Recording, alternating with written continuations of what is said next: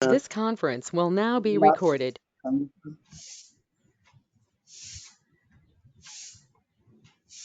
You're asking for the link?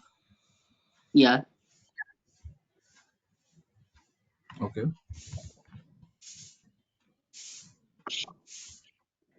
Hello sir, this is Akhila Reddy. I'm new to the class today. Hi, welcome. Yes. Sir, my name is Channam Prashant. I am also today I will join. So this is the link from where I have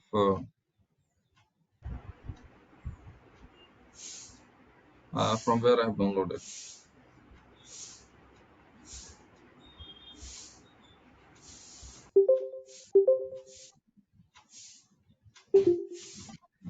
You Thank you, got sir. the link, Bhaskar, ready?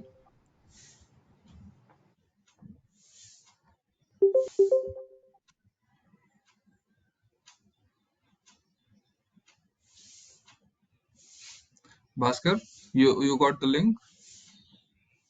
Yeah. Hello. Are you send you an go Chat? to meeting or WhatsApp? Yes, I have sent. There Yeah. is no One. WhatsApp group. I have sent in the chat box. Still I not got, sir. Anyone else is able to see the link? Whatever I have sent Yes, sir. just now. Yes, sir. Yes, sir. Yeah, hello. May Yes, I sir. know your name? It's coming in the chat box. Can you type in the chat box? Yeah. Yeah. Okay. I got it. Everyone is there now. Yeah. Now I got it. Yeah. Hmm. So whomsoever is new here today, let me tell that yesterday I have taught about the Linux, what it is and how things Hello, has sir. been did. Yes, Hello. tell me, Bhaskar Reddy. Can you send me in WhatsApp? Means it will be useful for me. For everyone Are you also, going sir. to And other. install in WhatsApp? Are you going to use your phone for this? No, no, sir. If the link once after completion of the meeting, it will be when it will be not displayed. No, that's why I'm asking for.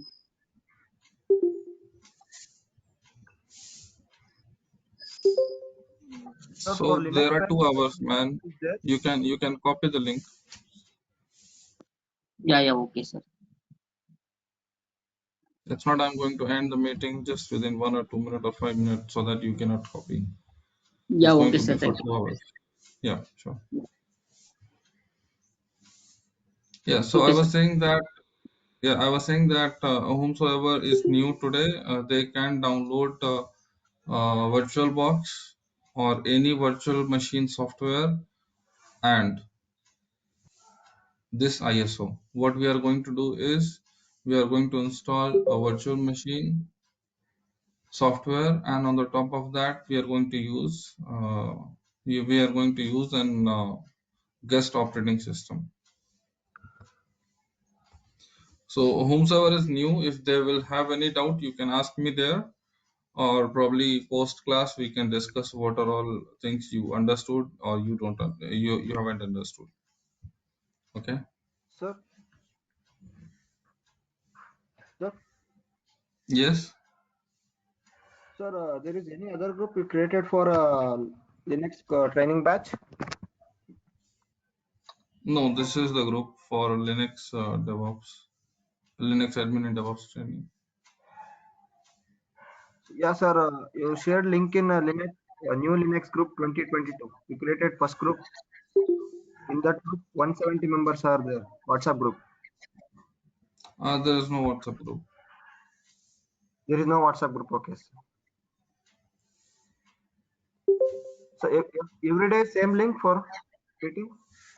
From now onwards, every day it's the same link. Okay. Timings also same, sir. Yes. And if there is Okay. any change, I will let you know before a day or two. Okay, sir. Sir, in WhatsApp group, right? In mail, I said there is no WhatsApp group, Okay, sir. and there will not be any WhatsApp group. in near future. Okay. Okay. Sir, actually, I got mail in WhatsApp group only. Actually, I'm not getting any mail from email.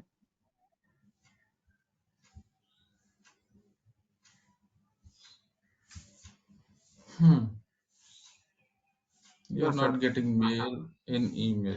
No, You're Yeah, I'm not getting getting mail. mail. even I also not getting mail, sir. So everybody is getting the invite in WhatsApp group. Yeah, Yes, sir. it's inviting in WhatsApp Yeah, group, sir. It's coming in mail. you created group in first, sir. Okay, so Group probably, name is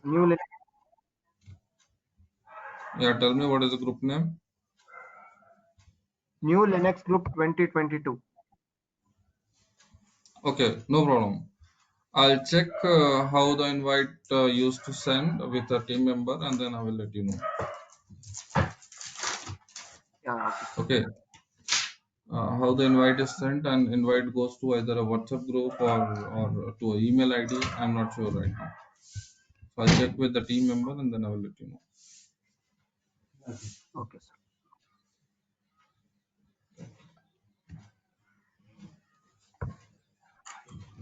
But preferably there will not be any separate WhatsApp group for this meeting. Okay.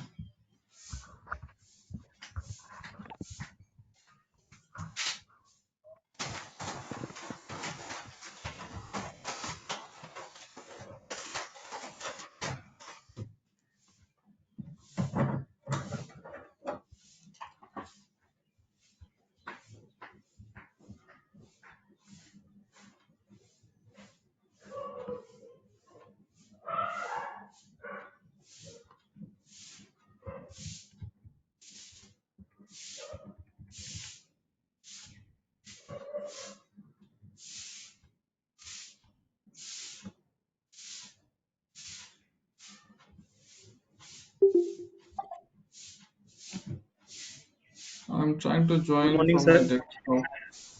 Good morning. Sir, I have VMware and Red Hat ISO image. It is good for me. Yes, it's good for you. Okay, sir.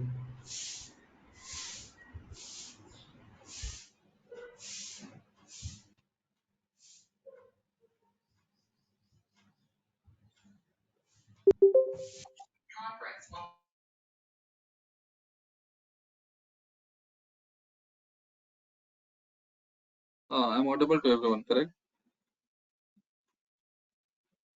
Yeah, Okay, great. So I have installed the VirtualBox yesterday. Probably everybody might have installed.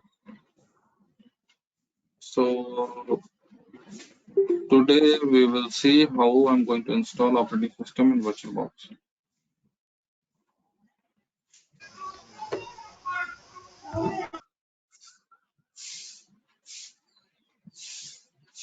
So the screen is visible to everyone. yes, sir. Yes, sir. Yes, Yes, sir. sir. Sir, Sir, I have one doubt. Can you show me which CentOS we have to download? If you don't mind.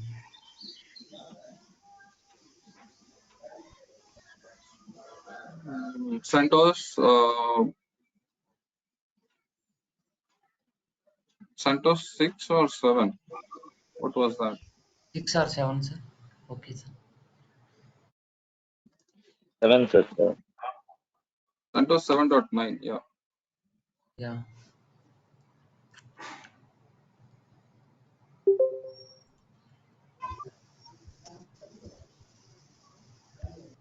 So VirtualBox is visible to everyone, correct? Yes, sir. So I'm going to add a virtual machine here. So it's asking for the location where I want to create a virtual machine. I can create a folder here.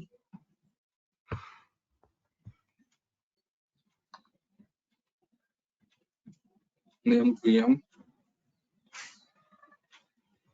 and here I'm going to name Centos.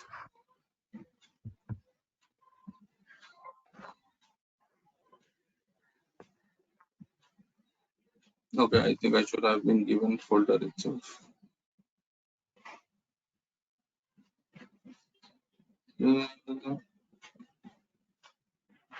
Okay, sorry, I should have done on new, not add.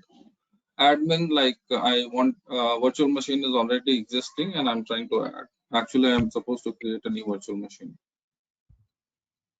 Okay.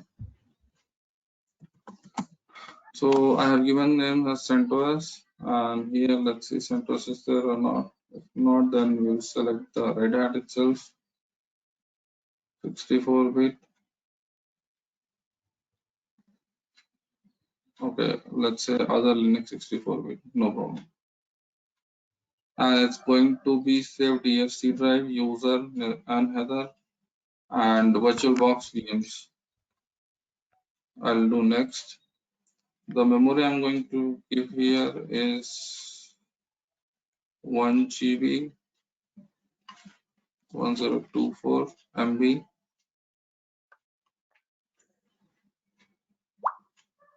And I'm going to do next. Here, do not add a virtual disk. Create a virtual hard disk now. Use an existing virtual hard disk file, and which is going to be 8 GB. So here, what it is asking. So far, everything is clear before this. Whatever I have came across. Yes, sir. Okay. Yes, sir. Yes, sir. Nobody Create has a any virtual. doubt. No, sir. Anybody has any doubt can ask me here. Okay, let me proceed further then. So there are three options. Do not add a virtual hard disk. Create a virtual hard disk now. Use an existing virtual hard disk file. So yesterday,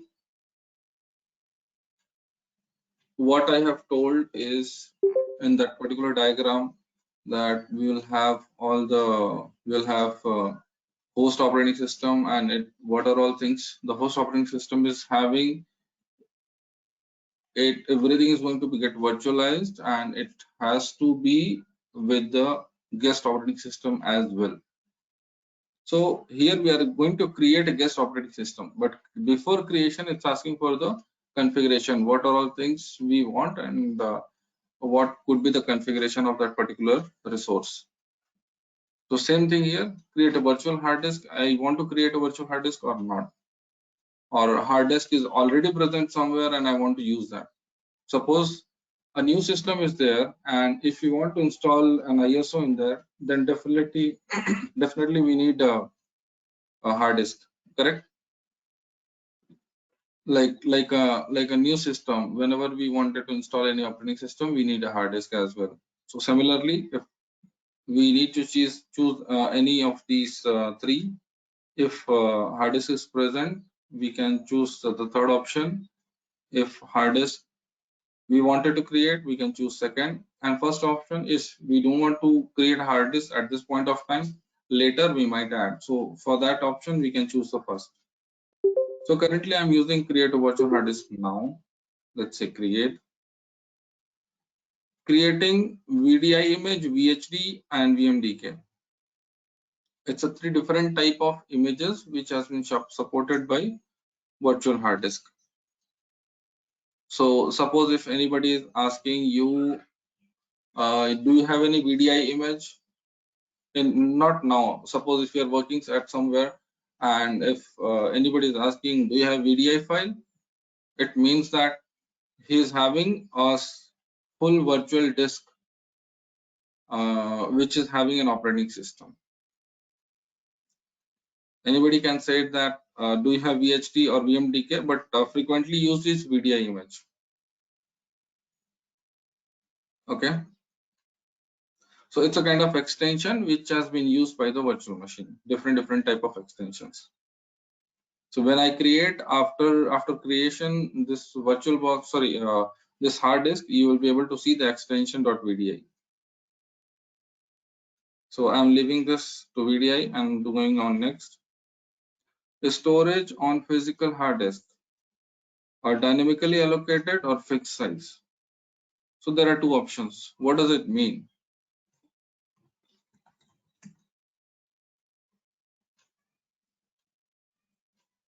Dynamically allocated, sir. Why?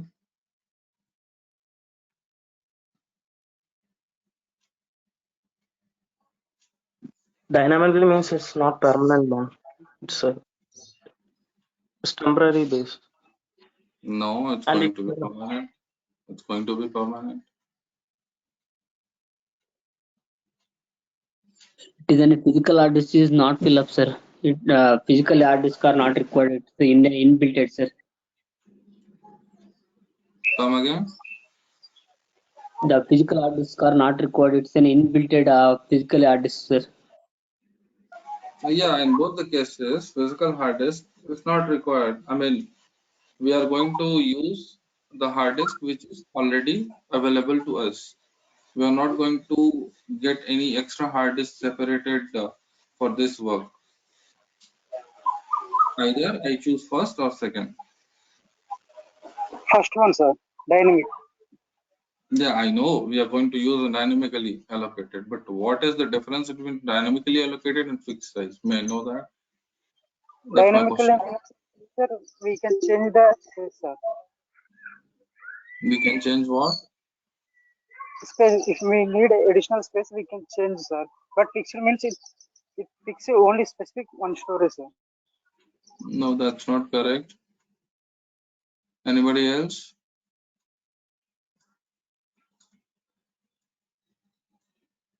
Anybody else wanted to guess what is it this? is easy to create faster, and also fastly can create. What can create? In means in dynamically means we can extend our memory size. So We can extend in any case, I think. and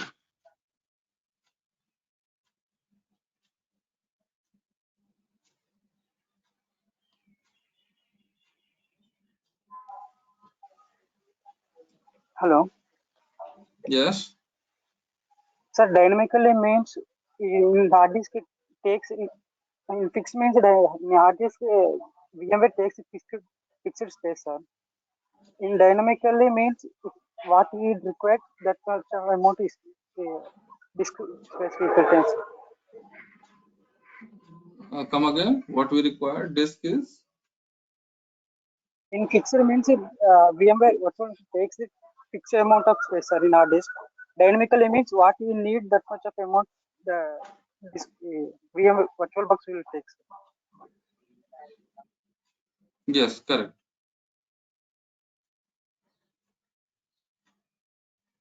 Thank you. That's correct, actually.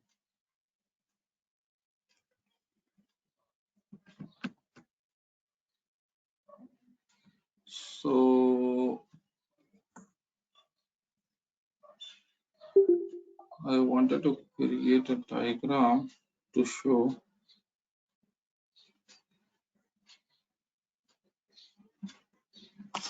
Let me give a try. Okay, here it's visible. Let me draw here itself. In fixed, what is going to happen? Suppose I have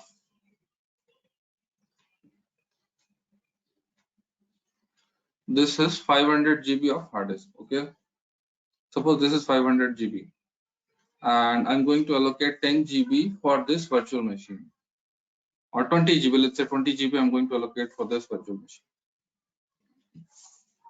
So in fixed, when I'm selecting fixed, when I'm selecting this fixed option,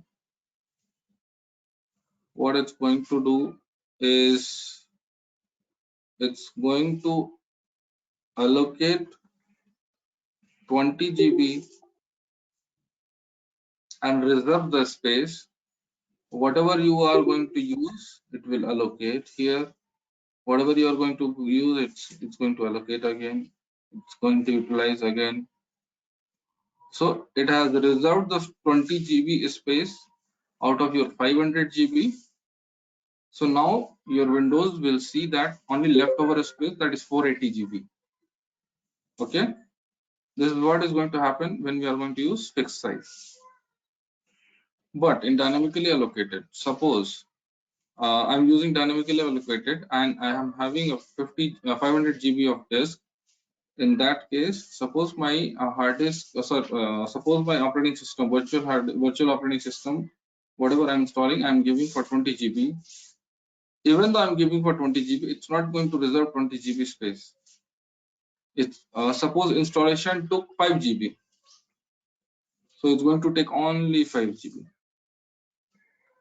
Now operating system will still see that I have 495 GB of left space.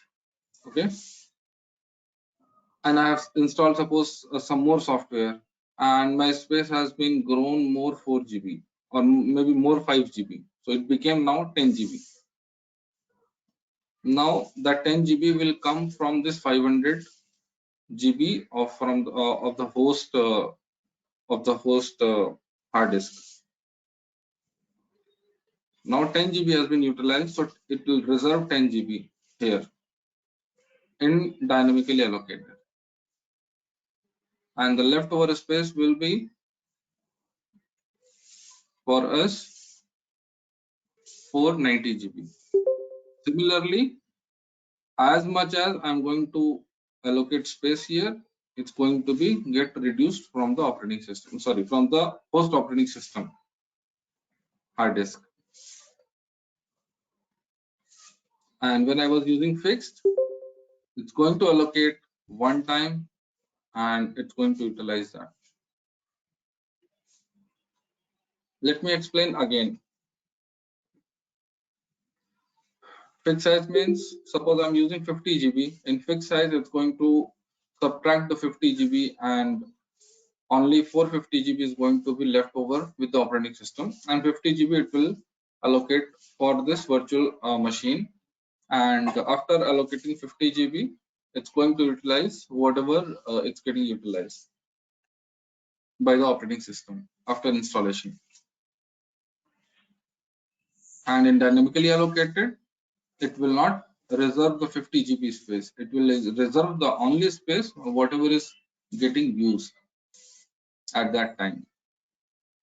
As we grow over the time, it will once again allocate the resources onto the host operating system. So here, this is everybody is correct. I mean, everybody got the point. What is the meaning of dynamically allocated and fixed size? Or if anyone is having any doubt, we can talk about it again. Yeah, sir. Sir, according to the situation, the space will be acquired, right? Yes. Okay.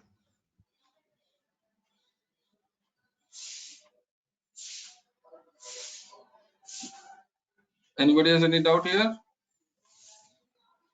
No, sir. Okay, so let me go ahead with dynamically allocated size. Let me press next. Now it's asking for how much of GB space we need. So let me give it 20 GB, at least for now, because we will install, and after installation we will update that as well. So let's take it at 20 GB. And we will analyze also that it can be get installed in 8 GB as well. Okay. So I have given 20 GB. Now I'm going to create. It has, wait, it's created. Okay. You can see the settings. You can see the settings here. General, the operating system is going to be other, and name whatever I've kept Centos. It's a Centos. Base memory is 1024 MB. It's the RAM whatever I have allocated from my host operating system. These are all the acceleration which it is going to use, And bootloader option is optical or hard disk or floppy. These are all boot options are present, and this is the order of that. Display, it's 60 MB, and graphics controller, it has mentioned remote desktop server, it's already disabled right now. Recording is disabled. Storage is, you can see our disk name is coming Centos.vdi, whatever I've told previously, and the space is 20 GB. Secondaries disk is empty. I mean the optical drive, I mean the CD drive or DVD drive, it's empty here right now. Audio also, you can see it's the standard. Network also, you can see Intel Pro 1000 empty desktop. It's a NAT. What is NAT? We'll explain that later. USB also, it's created and allocated. Shared folder, there is no. So these are all resources are available and shown to us so that we can use whenever our virtual machine is turned on. Okay. So now it's like a new system which we have right now. And suppose whenever you buy a laptop, and if that laptop doesn't have any kind of operating system and you turn on, then what happens? It go to the BIOS, and after going to the BIOS, it says that no operating system found or no bootable media found. Let me start here. When I start, it's the same thing. We don't have any operating system installed here as of now. It's just a new computer with all this configuration. Let me start.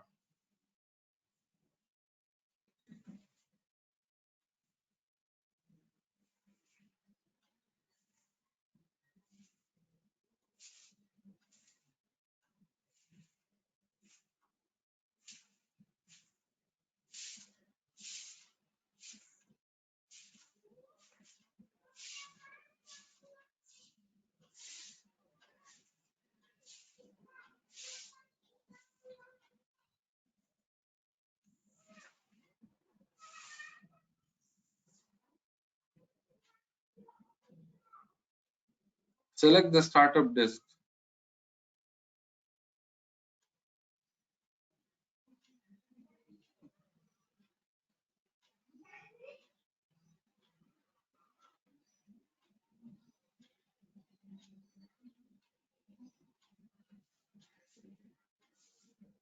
Okay. Since this VirtualBox knows that I have not installed anything, it's asking from where I wanted to boot. Please select that.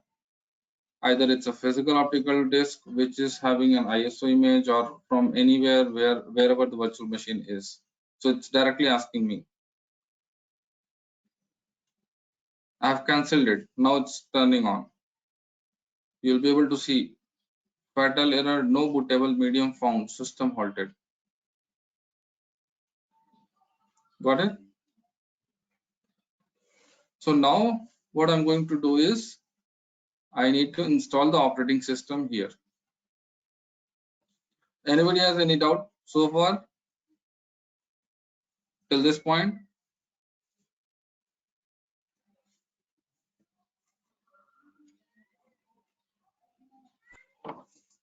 Okay, great.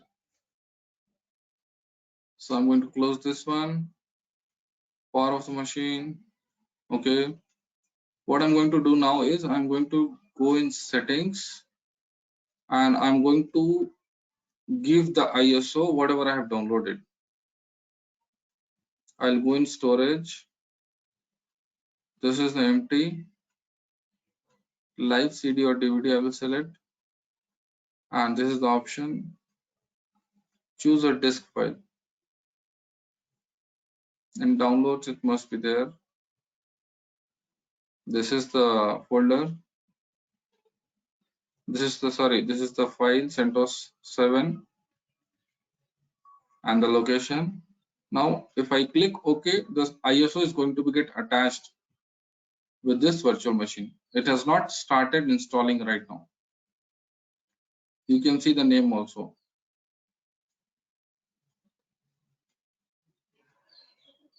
Now I will start the virtual machine.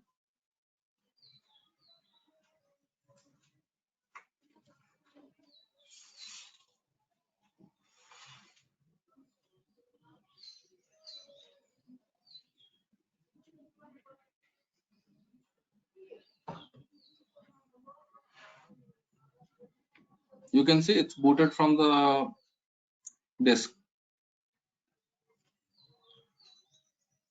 So everybody is able to go so far. Follow me. Everybody is following me. Yes, Yes, sir. sir. Okay, great. Sir. Don't click on capture right now. If something like this is happening, cancel it. Now, okay, but anyways, I'm moving my cursor. It means I am inside the window. I'm inside this window. You can see if I'm moving, the white is moving up and down. Okay. So what I want to do is I want to install the CentOS. So I will select the install CentOS 7 and I will press enter. Here there is no mouse. Mouse will not work inside this as of now. Okay. So you need to use keyboard. So I've pressed enter and it's going further.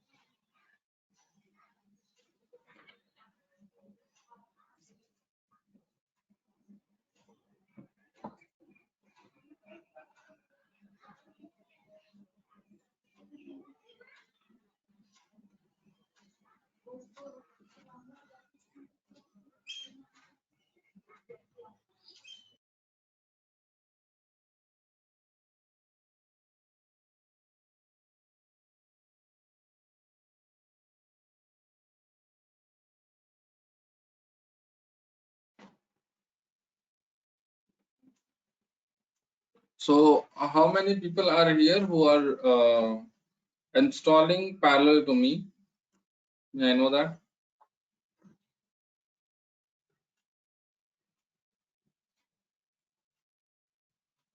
Like you can directly ping in the chat box that you are installing along with me so that I will go slow.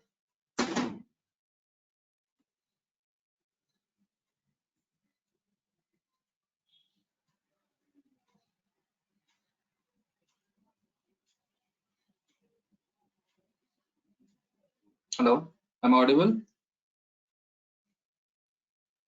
Yes, sir. Yes, sir. Yes, sir.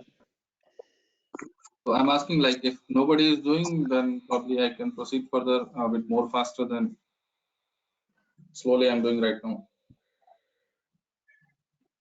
So once again, I'm asking, is there anyone who is installing along with me?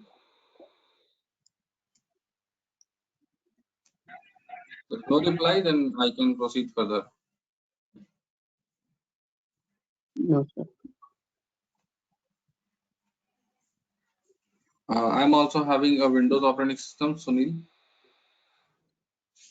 but I'm installing CentOS on the top of Windows. Okay, let me proceed further then.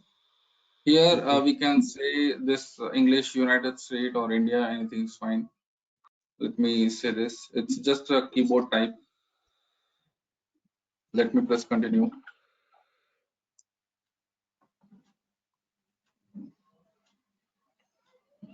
Now there are several things.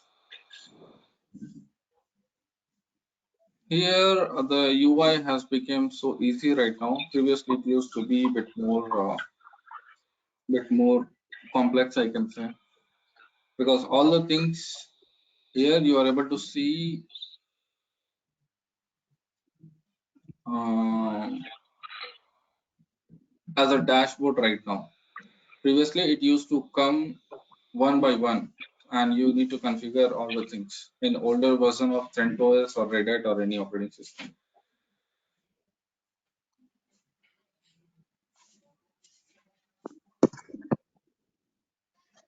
So Date and time, you can go, you can select, or if you want to change any date or time, you can do that. Keyboard, I have just now changed it. Language support, English, I've just now selected it. Installation sources, local media. Right now, software, whatever is going to be get installed, it's the local media. Local media means the ISO, whatever I'm using right now. Software selection. Minimal installation. If you want to configure something extra, you can configure extra here according to your need. Okay, let me explain something. Development and creation workstation. Something, suppose like if you want to develop something and if you want to install something, you sorry, if you are a developer which require lots of tools to be get installed on this operating system, then you can use this KDE Plasma workspace. It's a workspace which give you different kind of GUI. Genome desktop, it's again a different GUI. Server with GUI. So basically, server used to get installed without GUI, and if I want with GUI, this installation will work. Virtual host, minimal virtualization host. If I want to install, if I want to use this virtual machine as a once again virtualizing a new operating system inside this virtual machine, then I can use this. Basic web server, if I want to use this as a web server, I can use this. Basic file and printing server, I can use this. So I need to select all these things according to the need. Okay, but right now I'm going with the default, whatever is the minimal installation. Add-on is debugging tools. If I'm a developer, definitely I might need a debugging tool. So for that, I need to select this. Compatibility library is like there are several libraries which has to be get installed before proceeding to something, or before proceeding for the development or any application installation. So for that purpose, we can select this development tool. I've told you that used for development. So some extra tool, it might be installing security tools, smart card support, system administration tool. Okay, let me install this. Or let me remove this from here. Whatever we need, we'll install it from after installing this operating system. Let's not use anything right now here. Okay. So I will press done. Even though you can install, there is no fault. You can install it from here itself. There's no any issue. I'm doing done here right now. So my software selection is done. Now there are 4 more things. Automatically partitioning. And so when I clicked on automatically partition, it's going to show me this disk. And generally when I select a disk, that's going to be get visible here.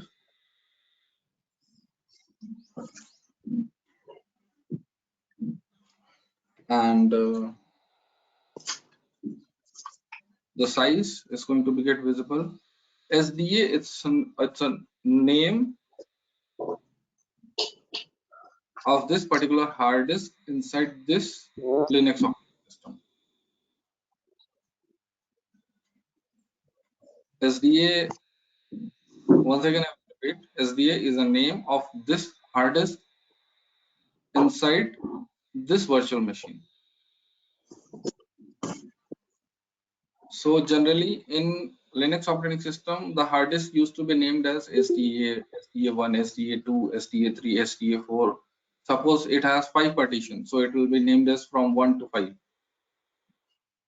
And suppose if there is another disk is already added, or I have added a pen drive here, suppose, then it will say that SDA here for this disk, and next disk is available, it will say that SDB. And suppose if I have third disk available, it will say SDC. It will name it as SD. Okay, so SDA, SDB, SDC, it's all the hard disk name. Now, if you want to add any disk here or network disk or any other disk from the remote, that also you can do. So now here 3 options are there. Automatically configure partition. I will configure partition. I would like to make additional space available. I would like to make additional space available. What it's going to do is,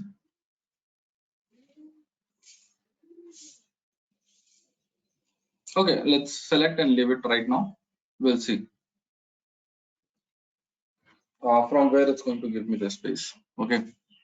Now there are 2 options. Automatically configure partition. I will configure the partition. Anybody can tell me what is the difference in between these 2?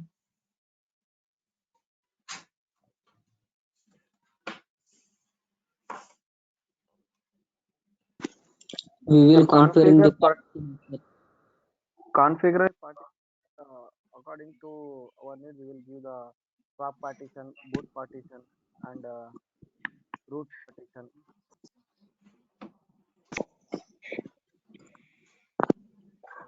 Okay, and if I do, I will configure partition, then I will configure partition in that living part. partitions and swap partitions are we can configure automatically.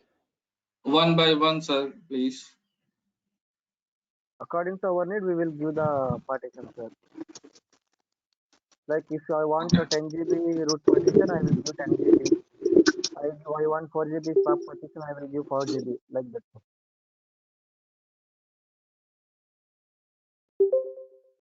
Is it so?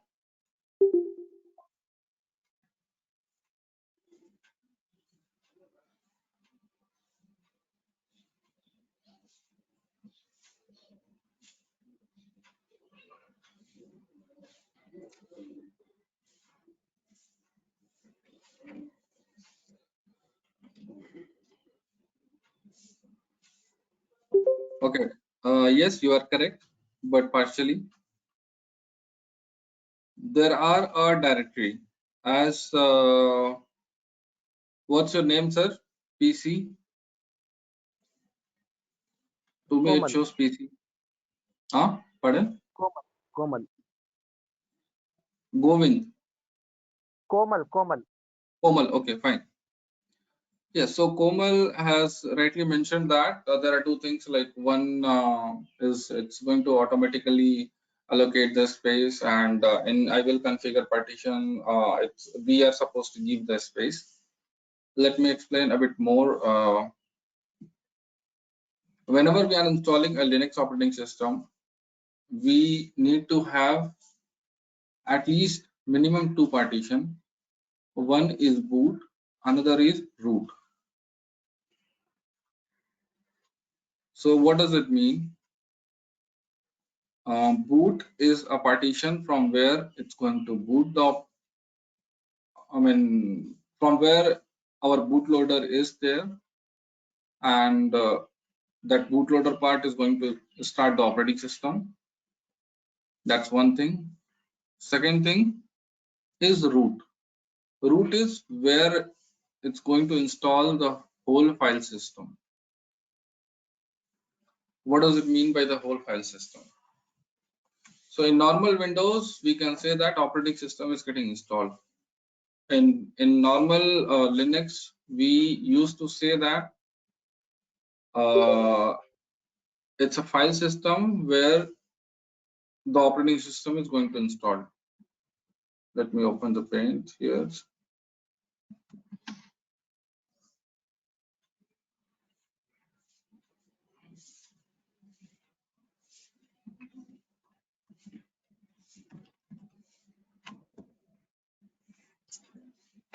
Root and boot.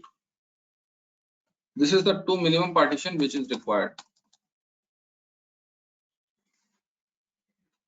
And to root, we sometimes say that in a symbol language is slash.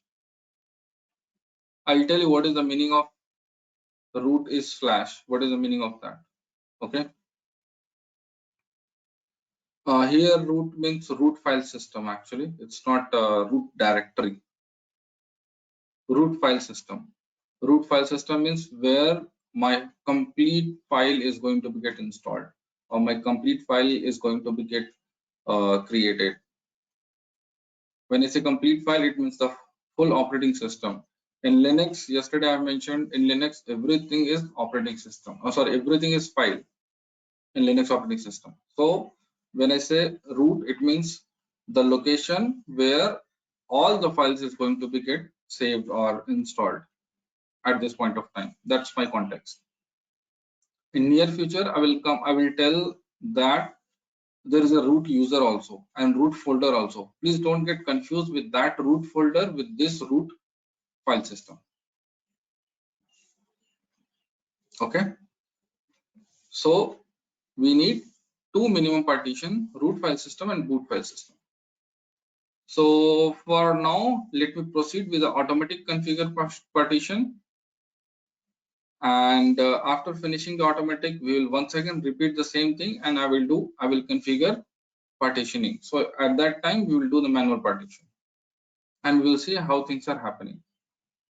What are all minimum requirement we are supposed to do? Okay.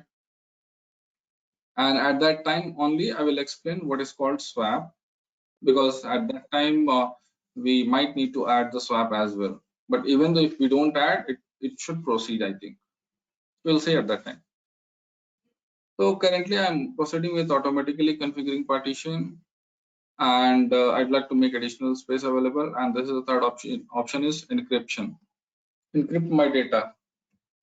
It may ask for the password to encrypt the data, but right now I'll leave it as open. This is the disk summary, and this 20 GB is disk I'm going to set as a boot device. So it's going to, this is the bootable device. So which is already set, we need not to do anything. So this is done.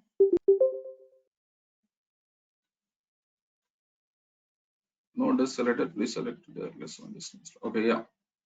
So now done. You can see 20 GB space is there. Reclaim means when I do reclaim, it's going to format the disk and it's going to reserve the space for its own uses, but it's going to use only this much amount of space, 1595 MB.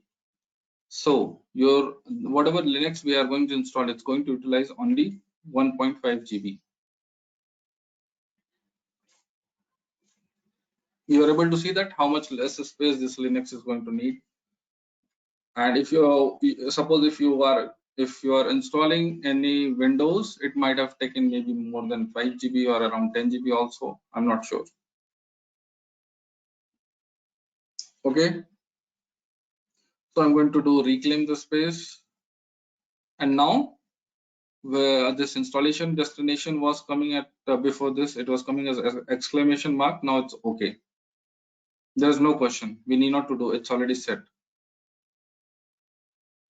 Kdump is enabled. Kdump seems to be the kernel dump or crash dump. Whenever system is going to crash, it is supposed to dump all the running file system information or all the information of a running operating system. We can enable, we can disable. It's better to leave it default. If it's enabled default, just better to leave it. Okay. You might need to analyze this kdump, or you might need to analyze. Sir, I have doubt in installation source. One more can do the installation. So how to set up installation source? Okay, let me complete this. I'll come back there. Okay. So kdump, we need to enable this kdump, and after enabling, we need to leave it by default, whatever is the options it has chosen, and we will use this kdump. We can use this kdump to debug what is the cause of crashing the system.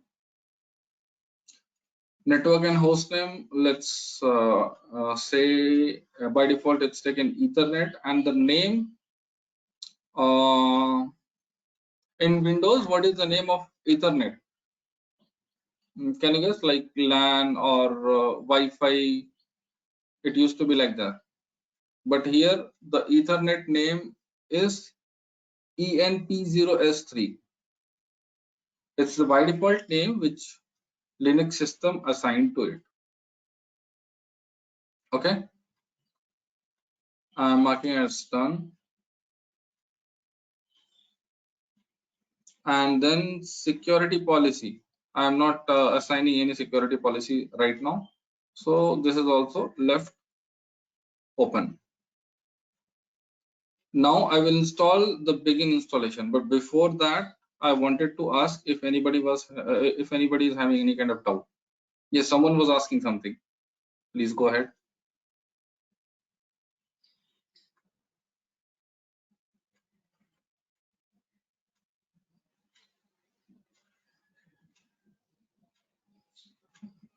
Someone was trying to ask some doubts. Please go ahead and ask. Sir, I have a doubt in installation source. If I go to the installation, I can just blank. Installation source is blank. Yes, sir. Not, I can't click anything. It's not unvisible. You mean installation source or installation destination? Installation source, sir. I have not done anything in installation source, sir. But in it is taking by default from my CD drive. You remember that but I have gone error to setting up base repository, just indicating error setting up base repository.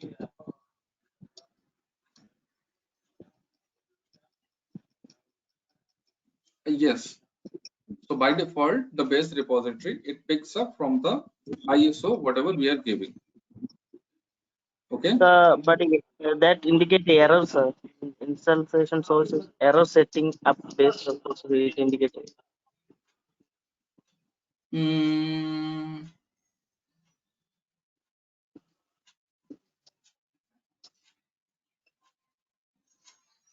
Okay. Anyone is facing any kind of error, something like that? What, sir? Anyone else is facing that error, that installation source is showing that unable to set the base repository or something like that? No, sir. Okay, so if you are the only one who is facing this error, then probably we can discuss that. Okay, let the process begin, and after that we will discuss. Okay. Or Because this process. sir, please share the after the class recording session, sir. Okay, I'll do that.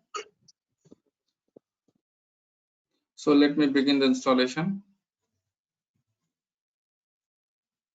Now you can see that its installation has been started. You can see all these things, and somewhere it should be showing a command also. It's not showing command line. Okay, it's not available in Centos, no problem. So in another versions, it shows as a command line also that what are all things it's doing. But here it's not showing as a command line, it's just showing here. Like these are all things it's getting installed. So it's going to install 302 packages, and currently it's installing 91, 97, 100s package. Whenever it's installed 302, your installation is done, it will tell you. So now I am going to, there are two options it's asking, root password and user creation. So by default, in any of the system, you will have one user at least, that is called root. That's the admin of the user. You can that admin of that particular operating system, or that particular Linux, I can say root is an admin. And a normal user, you may create, you may not create, but here they're asking you to create a user. So we'll go ahead and create a root password. Suppose I'm Hello, sir. creating Centos. Yes. Sir, I have one doubt, sir. Installation sources, in installation sources, we have add the slash root slash and boot where we can add also, no, sir. We can add, sir. Okay, let me complete this password section, then I'll come back. Okay. Okay. Yeah. So I have given the password as Centos. Here also Centos.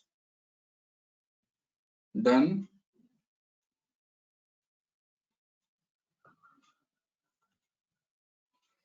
User creation. Look here.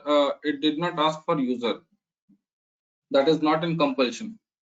But even though since it's asking, I'm going to create a user. So test is the user,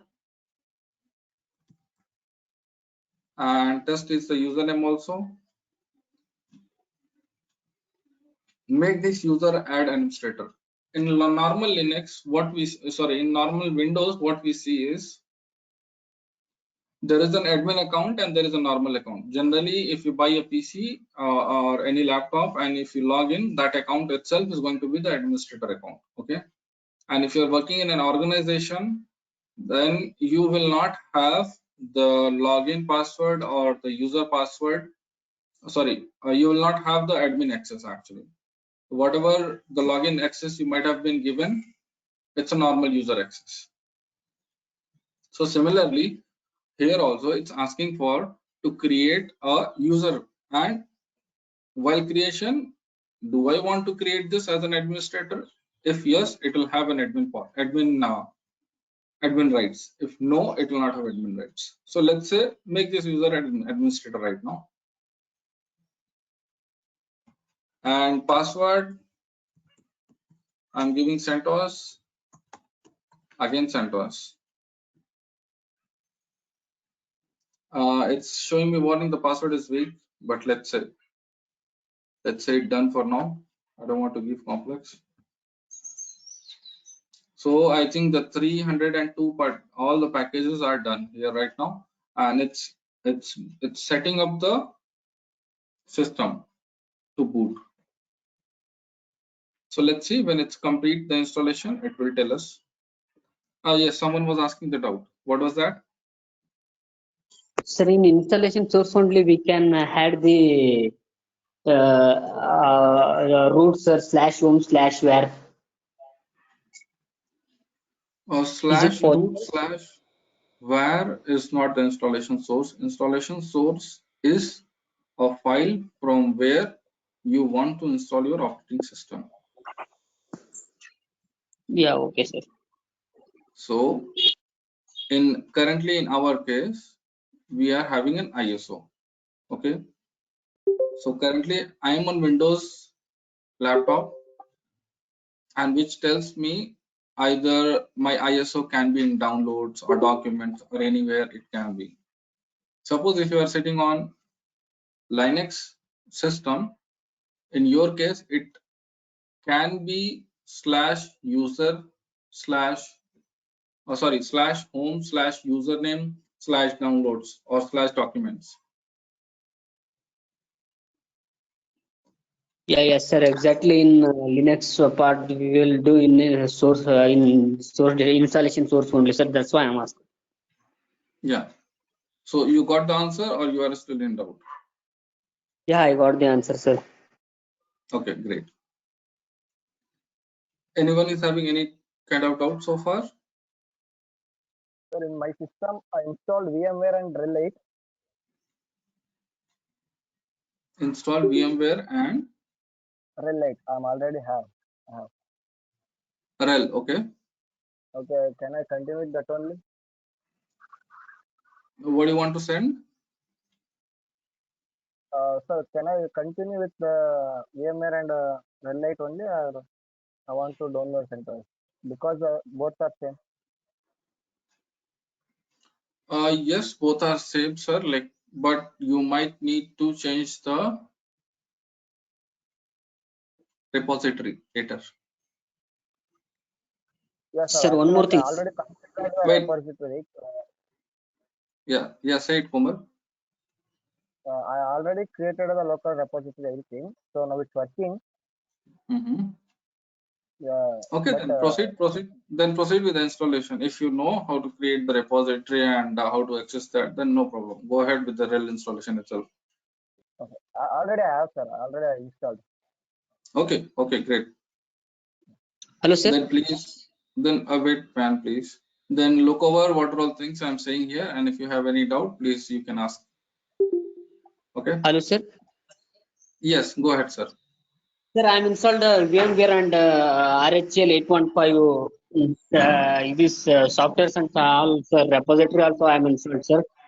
Shall I continue in RHL 8.5? Yeah, I am using presently RHL 8.5, sir. Shall I continue for that's only, or I have to change the RHL to CentOS?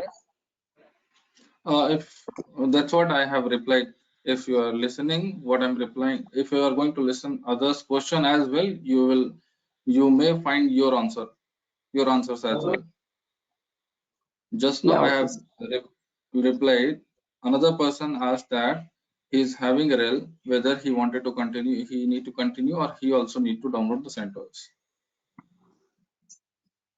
So please listen to others also. I'm requesting. Okay. Yeah, okay, sir. Yeah. So here I will reply to your question that yes, you can go ahead with the rhel. There's no problem. Okay. And in near future, if you are going to encounter any problem, we'll see how we can resolve that. Now here Windows says that Centos is not successfully installed and ready for your use. Go ahead and reboot to start using it. Okay. I'm going to click on reboot.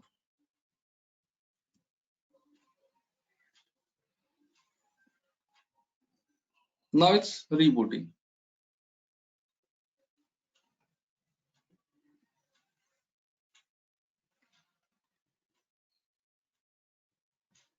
There are two options. It's gone. So it was showing two options. One option was a normal Linux mode. Another option was a rescue mode. In rescue mode, what happens is it doesn't enable so many things in the rescue mode. Okay, great. So here our Linux is installed in a minimal mode, and in minimal mode we will see only command line. Okay, we will not have any GUI. So we have created a user also. What was the user? Test, I think. And the password was Centos. Yeah, I have logged in.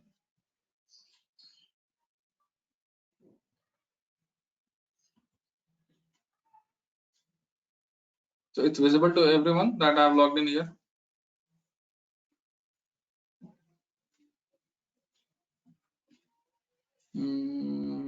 Let me see if I can increase.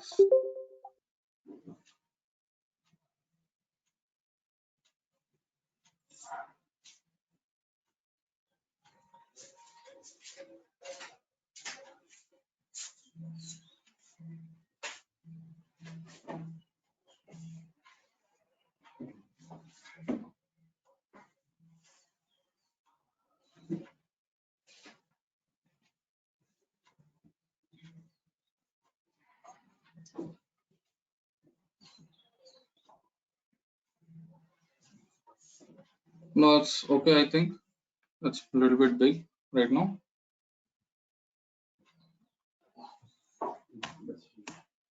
So ls space.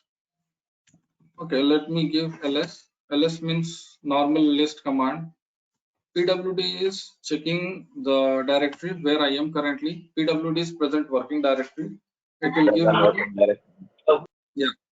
yeah. So it will give me the present working directory /home/test. /test. I am into /home/test. So, and cd is change directory, like a Windows.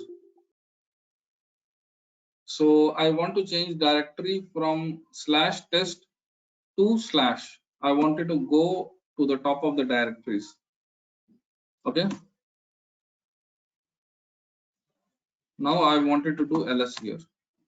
You can see the difference in between the files and all.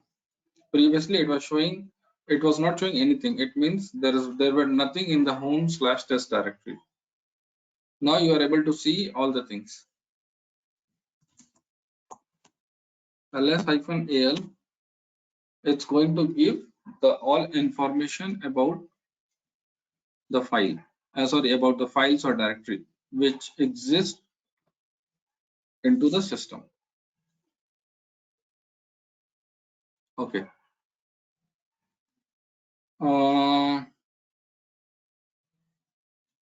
Anybody can tell me what is, how to know if it's a directory or it's a file?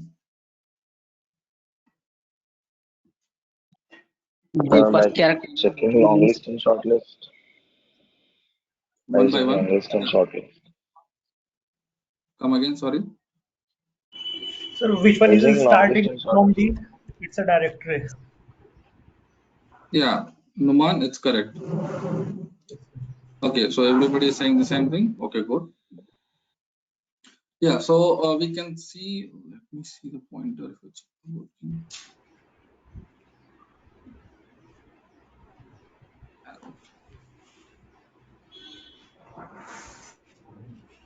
You people are able to see the arrow that's coming?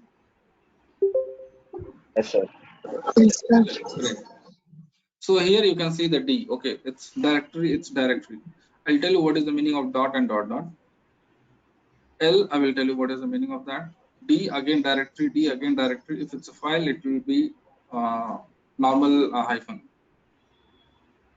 L, it's a link. Link means this is a file actually.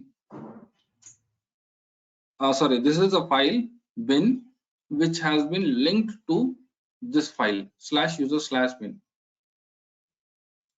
So we can say it's a soft link. L means soft link.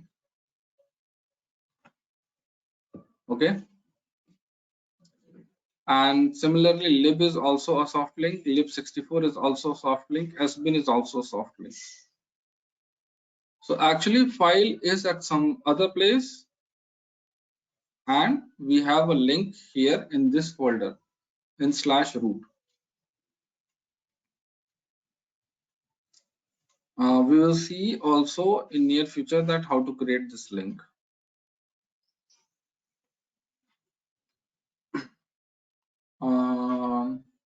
Link is generally used like file is at some other place and we just want to create a link so that I can access those files. But actually file is not going to sit there in that folder. File is still at another place. Okay. And let me explain the folders, what the folder contains. This bin folder contains the binary. This boot folder contains the bootable files which requires to boot the operating system, which helps to boot the operating system. It has several configuration and sometime we will go into the boot directory and we'll try to modify some of the boot arguments in future, not right now. And this dev, it's a folder which contains the device links. Suppose if we are going to insert any device, any further device, either a USB device or USB pen drive or our hard disk, it will be visible here. I'll show you how to see the hard disk. I have mentioned that SDA is a hard disk, correct? I'll show you that SDA is visible or not here. And etc is etc for several other files. Home is a directory. Suppose if you are creating a user with XYZ name, that name or that user obviously need to have a directory so that that particular person can store their data on their home individual home directory. So for that purpose, this home directory is created. Currently, we have only one user named as test. So we can see what is the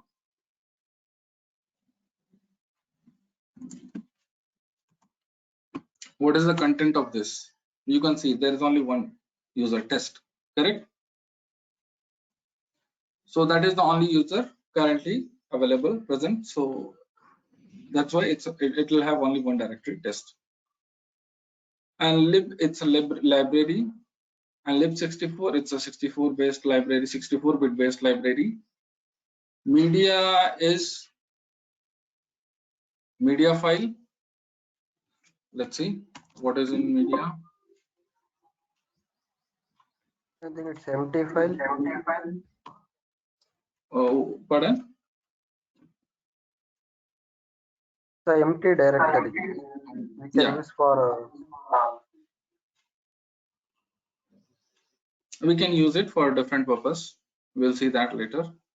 And right now another is MNT. MNT is like what are all mounted file system. Temporary mounted files. Yes, temporary mount, or we can make that as a permanent mount as well. It depends on us. But mount, what is the meaning of mount here? Mount means let me come again from Windows perspective. In Windows, when you insert a pen drive, what happens, or what do you do?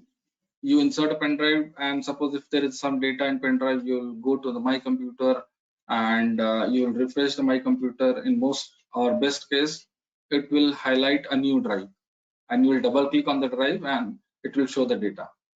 Am I correct? Yes, sir. Yes, sir. So let me tell where the mount, what is the mount word here.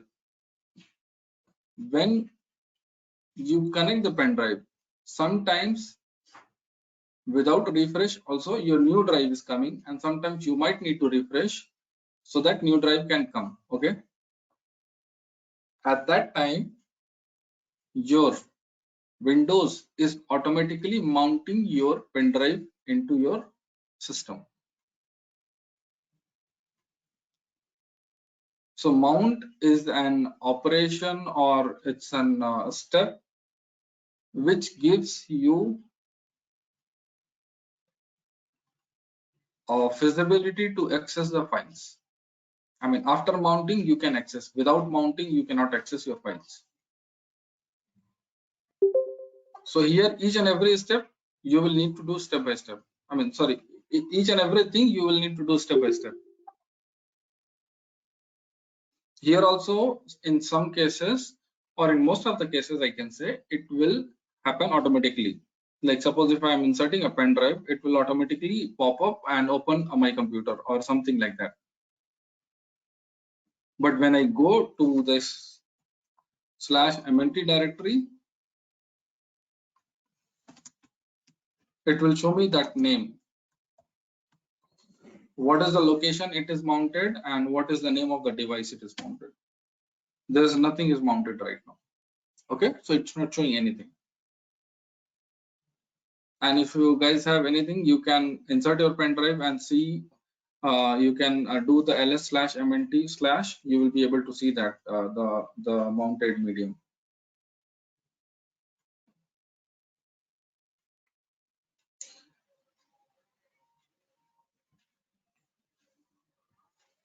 Next, OPT directory. OPT is for optional, or maybe for extra things to be saved. Suppose you are using an application and application wants to save their own data or database at some place. So they generally, in that cases, they use OPT. Proc, it's a file system, or I can say it's a virtual file system, which gives us a lot more information about a running process. Process And information, sir. process information, and which gives us the information which is already present in your hardware. So in another way, I can say that it gives the information of your hardware as well, the proc. Let me see the CPU.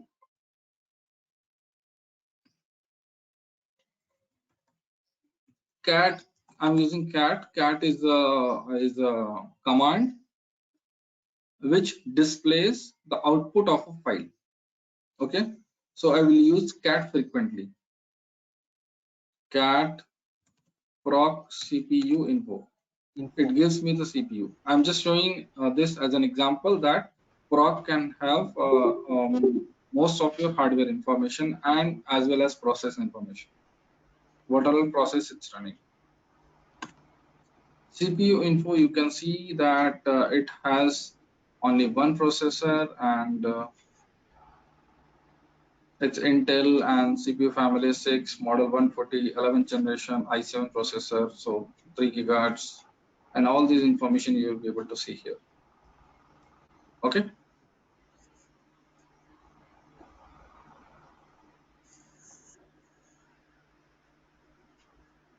Now let me go back to the previous.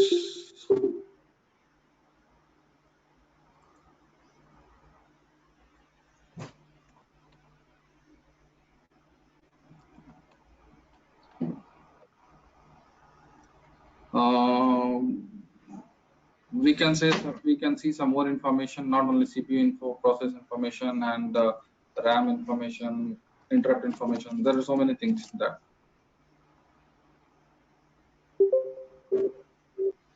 Now root. Root is a directory again. Again root came. So previously I told you that don't get confused with root folder. Here it's a root folder, and what I was explaining before, it was asking for a root file system where I need to install all my file system, or where I need to install my whole operating system. Okay, so here it's a root file system. Sorry, here it's a root directory. The way we have a user called /home/test, in the same way we have a user called root. So all the information used to get saved here /root. Okay. Run generally used to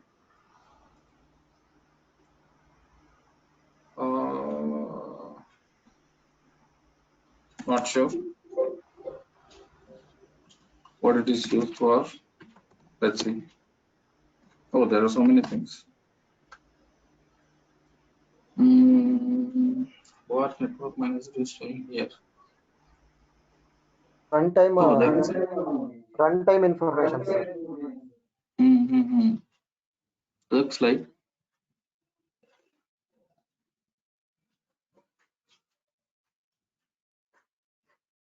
Okay, fine.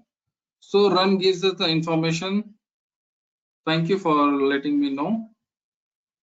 Run is used to show the runtime information, and we can see all the things. So firewall init ram fs mount and sudo udev user, all these things are available there, and we can say that what all things are running. The information we needed is showing here.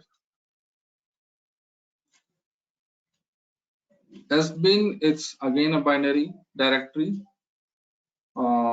which gives us the binary. Whenever we execute, some of the binary can be found in /bin, some of the binaries can be found in /sbin. Let me see what is SRV.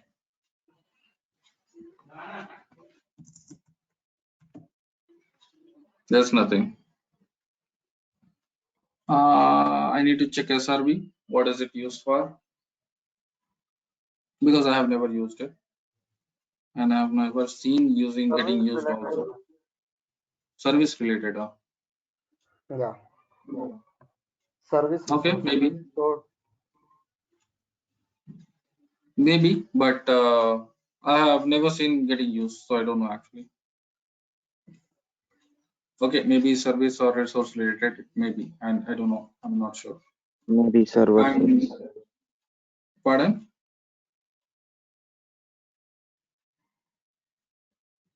Come again?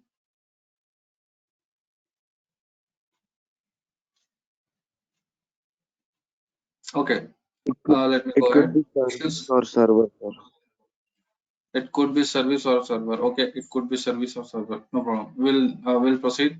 Next, sys is the sys file. Sys is again a virtual file system which gives us information of several resources corresponding to the devices. Suppose if I'm inserting a device, what are all things that particular device supports? All those things will be get displayed in /sys directory.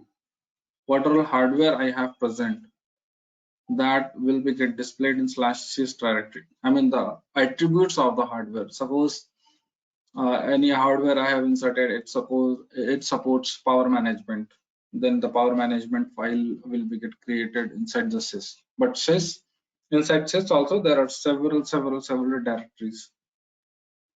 It will not be on the top of sys. So sys itself is a file system, okay, which mount the directories whenever any resource is available or any driver is getting loaded at that time. It mounts or it creates a file or folder accordingly. TMP, as everybody knows, TMP is a temporary directory. Temporary. Yeah. And USR, it's what are all the user files are there which is getting used by the user will get stored here. Where is again it's going to be used, where it used to be get used most of the time for logging purpose. We go in where and we see a log information whenever we need it. So now we know what are all the folders and what it contains. So far, anybody has any doubt here? Anything? So I think /usr can be defaultly software installed in directory, sir. Come again, your voice got broke. /usr by default softwares are installed in usr directory, sir. Yes, for what are all, I mean, the software which is getting used or the files which is getting used by the user or the system files which is getting used by the user, those are all in /user. In /opt, the optional directories are in usr, sir, and it contains the third-party softwares only, sir. Software packages, sir. Optional. In OPT, you are saying? Yes, sir. It containing the third-party softwares only, sir. Yes, it can contain third-party software, and along with And that, it's an optional directory, sir. yeah, name says optional directory, but what is the purpose of that optional directory is to install any third-party software, but third-party software may or may not utilize a space for its own use. Suppose you are using a software which needs to create a database. Okay, so in that case, the database by default might get created into /opd /optional directory. Okay, and suppose if I'm yes, you are correct at this point as well, that suppose if I'm installing a third-party software, then it will come as it will go into /opt. Yes. Yeah, one more thing, sir. /sbin can be used only for the root users or normal users, sir. can be used for root user or normal user. I mean, the sbin directory is used to install the binaries. Yes, sir. Only root user can be used for the /sbin, sir. I'm not Content. saying which user. I'm not saying here which user can use and which user cannot use. I'm saying that what is the purpose of this directory. That's what I'm explaining from top to bottom. /bin is for what purpose? /boot is for what purpose? /dev is for what purpose? There are several files in dev. Not root, not admin can, or not even a single normal user can access. You will see permission denied, even though if you are trying to access from the admin. In proc also there are several files which neither admin or nor root or normal user can access. Nobody can access because that file has never been meant to access. Only system can write, only system can read. You will not have any permission at all. Okay. So right now I'm not talking about the permission here. What I'm talking is the purpose of that particular folder. Okay.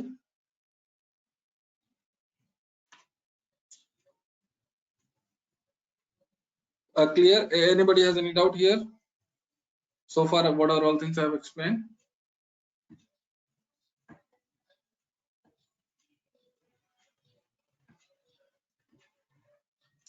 Okay. So there are two things left here: dot and double dot. Dot means we are into the current directory. Dot dot means we are into the previous directory. We will see how we can use dot and dot dot. Okay.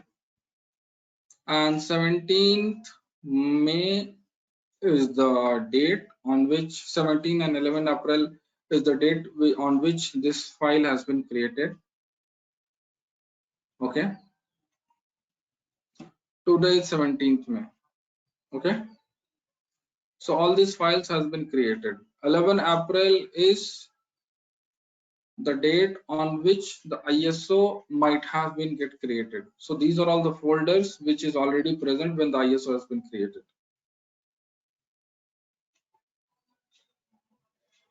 And this is the size of that particular directory. It doesn't mean that what is the GB of that particular directory. It's the size, how much that particular directory takes.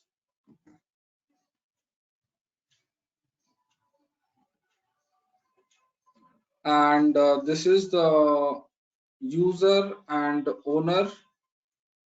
Sorry, this is the user and the group.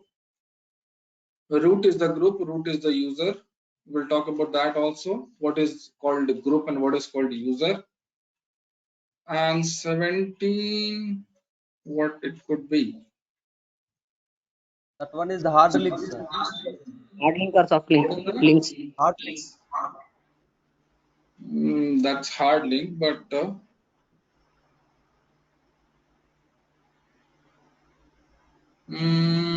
I need some more information. I'll explain that later. And here, this information I will leave for you guys to get to know what it shows. Not today. I will ask tomorrow. Permissions regarding. How many fields are here and what are all these information contains?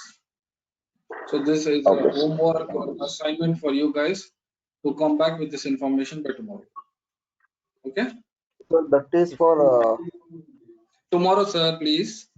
Okay. Sorry, sir. Yeah. Thank you. UID and GID number. I'll see what are all these numbers.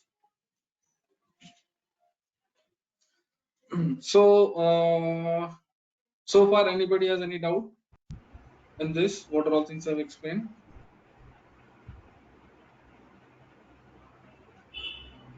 Sir, can you please repeat back about amount MND? MNT you are saying? Sir? What do you want me to You have repeat? explained and regard. You have explained with an example, so I want to let it know once again regarding Windows and Which somewhere.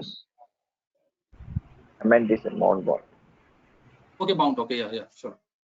So in Windows, what happens is we plug in the pen drive, and after plugging the pen drive, we go to the my computer and open the my computer, and we see that there is a new drive is visible, either F drive or H drive. It can be anything, and we double click and we access the file system. We access the file, whatever is there, data. Okay. So in Linux, when we talk about how that thing happens in Linux also generally happen the same thing in the same way. But let me explain in more deep. Whenever you insert the pen drive, that pen drive used to be get mounted in /mnt directory, and after getting mounted, it gets open in a graphical user interface. If it's not mounted, you cannot access any media.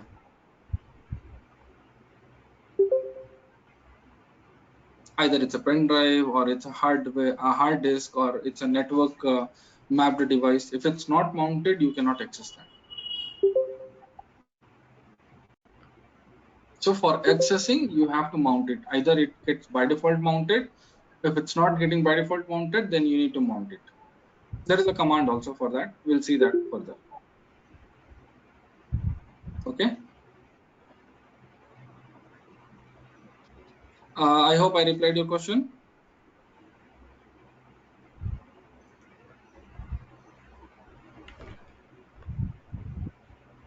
Okay. Anybody has any doubt? Any other doubt? No, sir. Okay. So Sir, let good me go. morning. Yeah. Say it. Sorry, sir. It is not about subject out. Sir, yesterday I did not get the class link, sir. Today is my first class. Mm-hmm. The link is permanent link to everyday classes. What is permitted to everyday classes? I didn't get. This link was permanent link to everyday classes. This link. The meeting link you are asking? Yes, sir. Yes, it will. Whatever you might have received yesterday is going to be the same link for all for everyday class. Sir, yesterday I did not get any link. Today I get the link. Sorry, sir. I get that yesterday.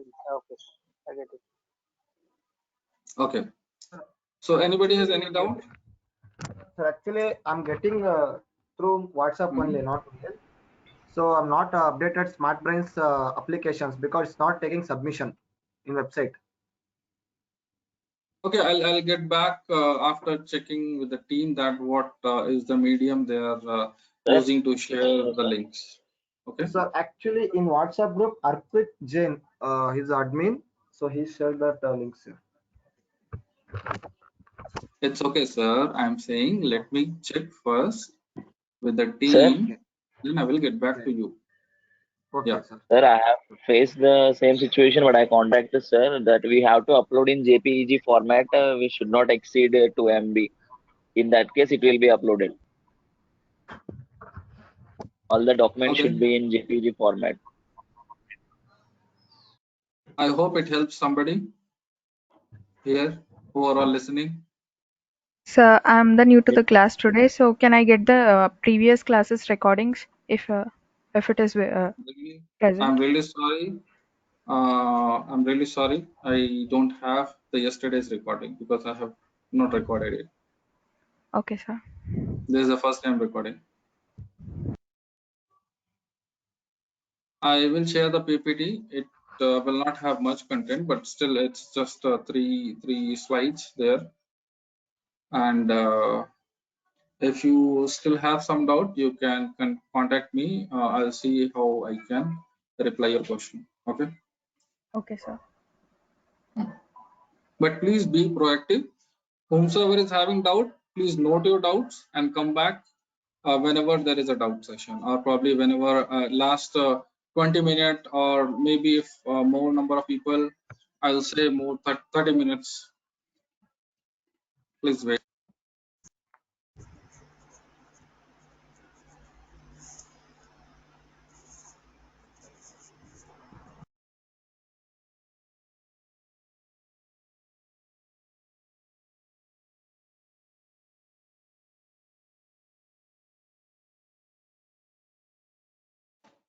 Yeah, so last 20 minutes or last 30 minute, whatever we will have, probably we'll go ahead with the doubts, and in that, whomsoever is having any doubt, one by one, I will try to resolve. So please note down your doubts, and you can ask your doubts at that time.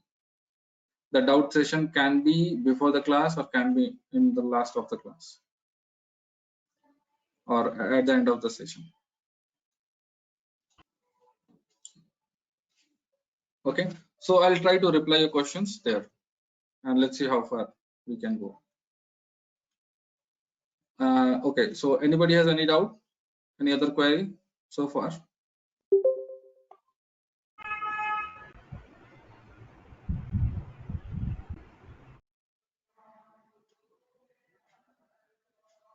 Okay, if no query, then I will proceed with one more installation,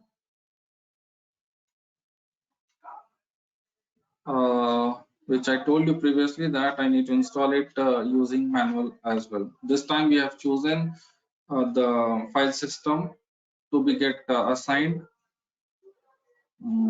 automatically. So let me reboot this, or I should have done shutdown. Okay, no problem. I don't want to reboot. I will just simply power off. This is virtual machine. I'll create one more virtual machine.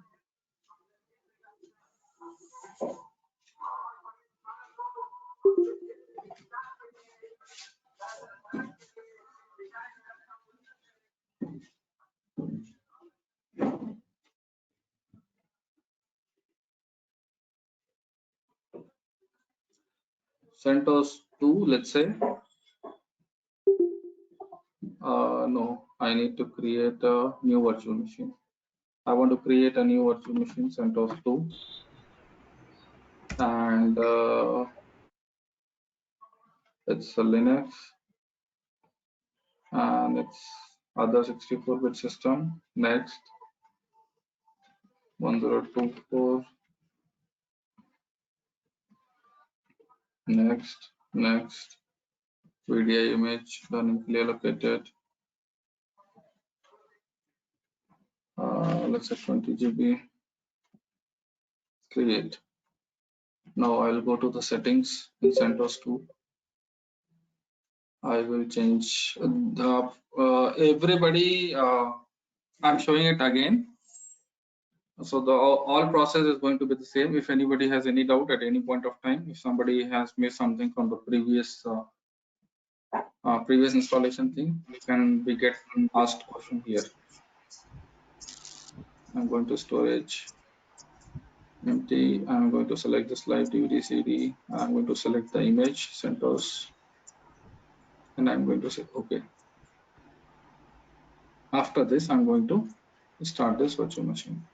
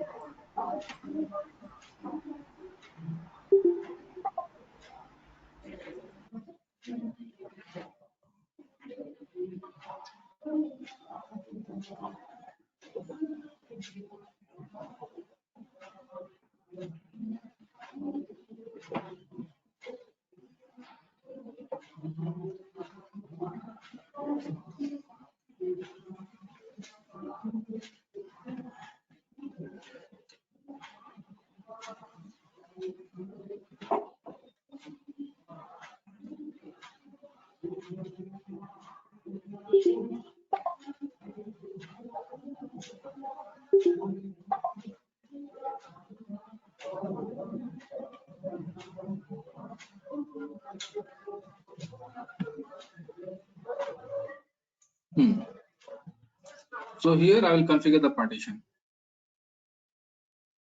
This is what we are about to see right now. After doing done, it should show. Yeah.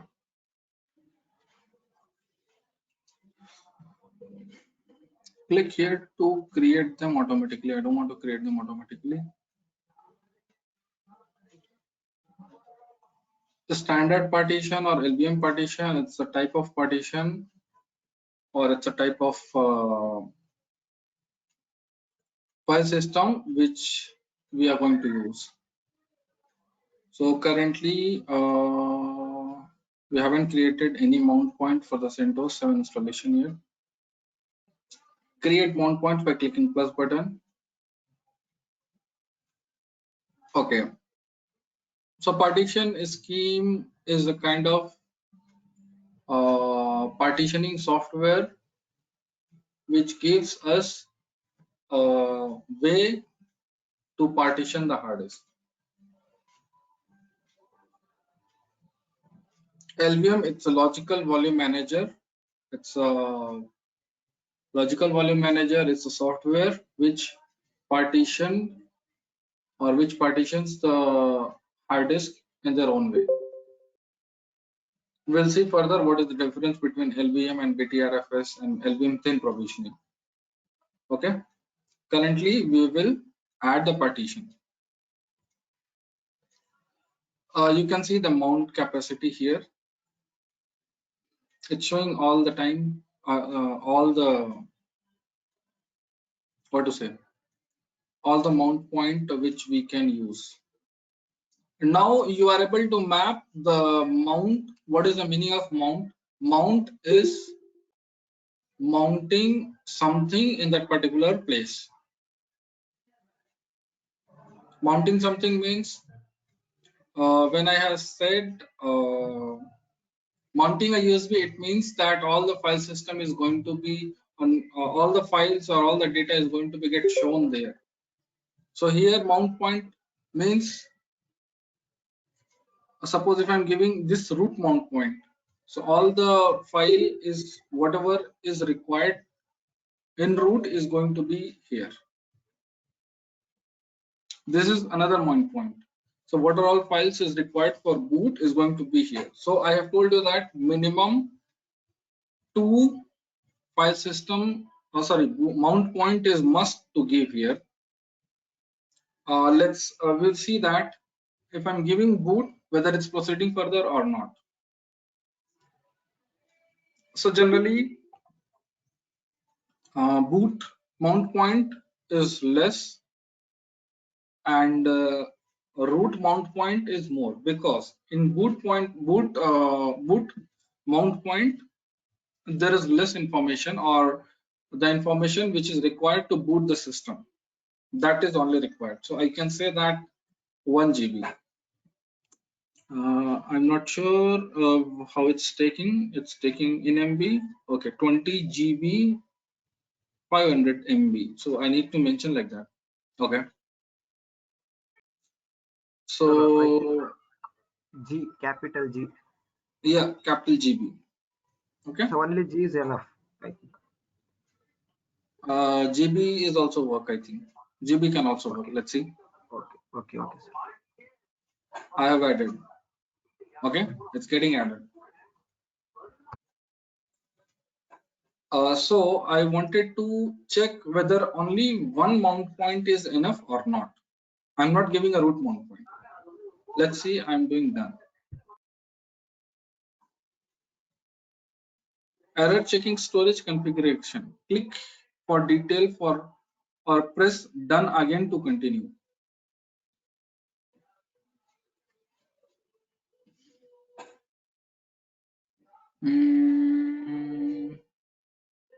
Okay, accept changes. Look, error came or not? Error checking storage configuration. and it will not begin the installation. I went into that again, done. Why the error is? Let me press done, click for details. Let's see what it is showing. You have not defined a root partition / which is required for installation of Centos to continue. You have not specified a swap partition, although not strictly required in all cases. It is significantly improved performance of most installation. For most installation. So everybody understands that I need to create one more mount point, which is called root, to proceed the installation. Let's see if it's taking the remaining space. Yeah, it is taking the remaining spaces. Okay. And if I do done now, let's see if it's throwing any error or not.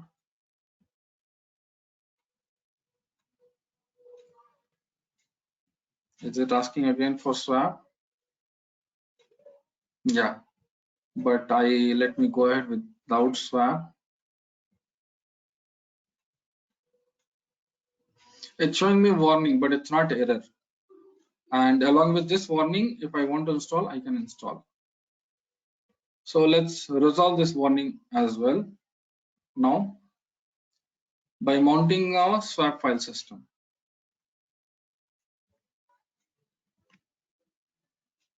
But I don't have space left right now. Why I don't have space left? I have used 953 MB for boot and remaining I have utilized it for root. So what I'm going to do is I will delete this root file system right now, and by clicking on minus, and once again I will add one more mount point on plus through plus, and then I will add swap. Let's say swap generally is 2 times more than your RAM. Suppose my RAM is 2 GB, then my swap should be 2 into 2 is 4 GB. So here I have given RAM is 1 GB, so I'm giving is 2 GB, or the swap is 2 GB. Okay, now it's added. Remaining space I can use for / mount point, root mount point. Now it's done. We can see all these three, correct? Let's see what are all other mount points are available. /home /var /bios boot. Swap is still available. It means I can add some more swap area, and /home /var. Okay. Let me explain what is /home /var.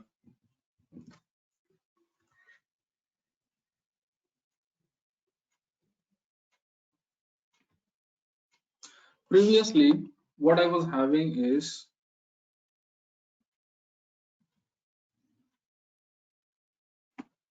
/ directory, and in this / directory, I was having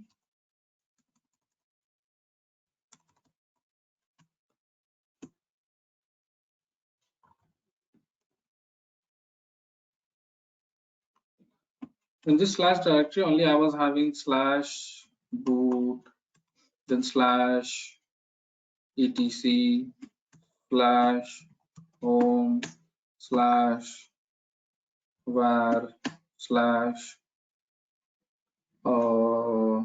what I can say, opt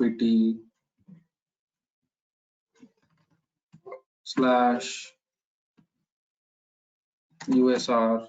So there are several directories. Okay, everything is here only. Now what is the meaning of this everything is? What I'm trying to say here is previously what are all the storage space I have allocated for root. Suppose I have given storage space is completely 20 GB, and in previous configuration, in automatically all the things goes what are all things is available in home will get utilized from here 20 GB only. what all things goes in OPT or in user or anywhere, it's going to be get utilized for 20 GB only. Okay. And in next case, in another case, what we are using currently, or I can say that this option /home, it means I can give a separate space. I can allocate a separate space for home directory. I hope everybody knows so far that home directory is used for what purpose. Let me repeat it again.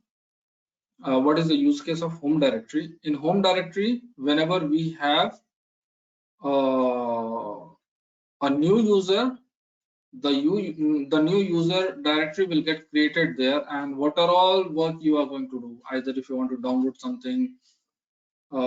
In Windows, you might have seen that in C drive there is a user, and then in user you will have a username folder. The same thing is here again. In /home, there will be a username folder. There will be a folder with that particular username, and in that folder you will be able to find out documents, videos, and downloads. All the folder, all the kind of like all the workspace of that particular user, you'll be able to find out in /home. So suppose in some organization you have 1,000 users, okay, but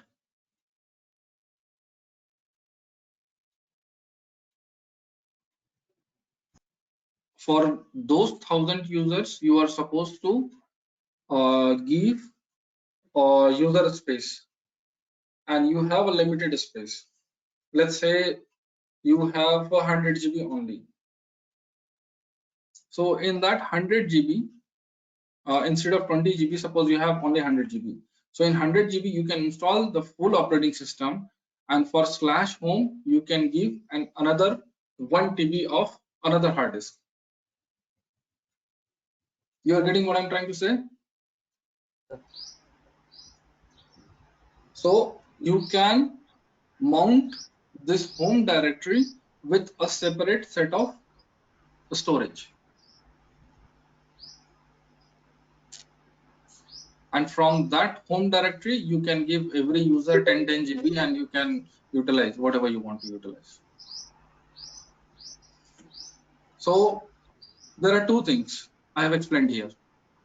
In this first thing, root directory is 20 GB, and all the folders are going to be get inside this 20 GB only. And in another case, what I was explaining right now is there will be all the folder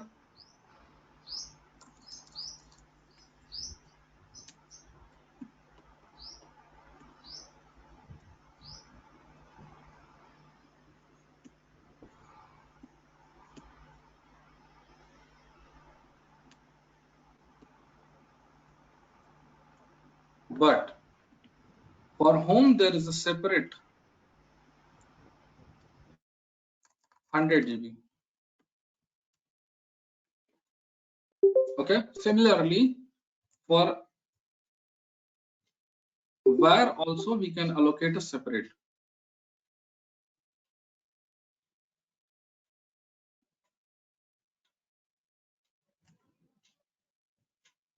space for where also we can do that. So let me draw one more diagram here to explain this.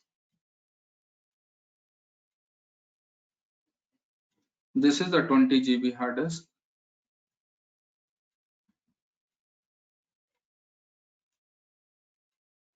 Okay, in this 20 GB, all the things are getting allocated. /boot will go here, /etc will go here, suppose if you have where which is /opt in the third party software, you have installed lots of third party software and which is taking lots of space. So for your home, this is only left space available from here to here. So it means your home is going to get utilized only the leftover space. Okay, But I don't want to do that. What my purpose is, I want to allocate a fixed and separate space for this home. So for that purpose, this is the second configuration. Suppose this is 20 GB.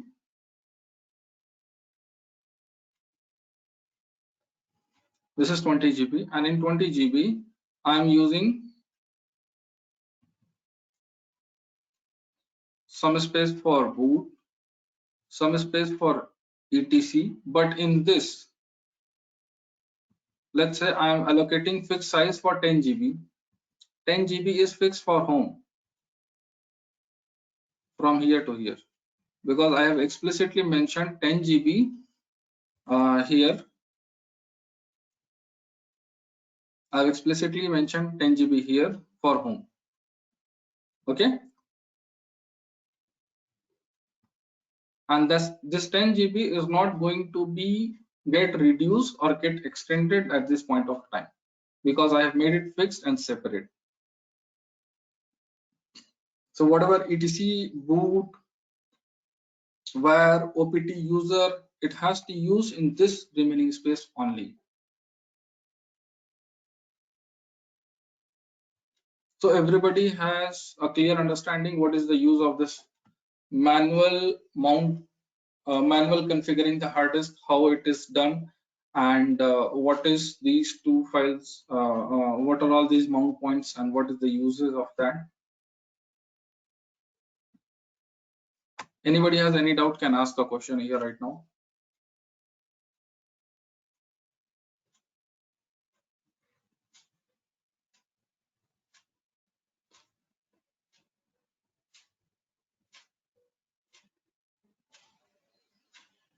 No doubts?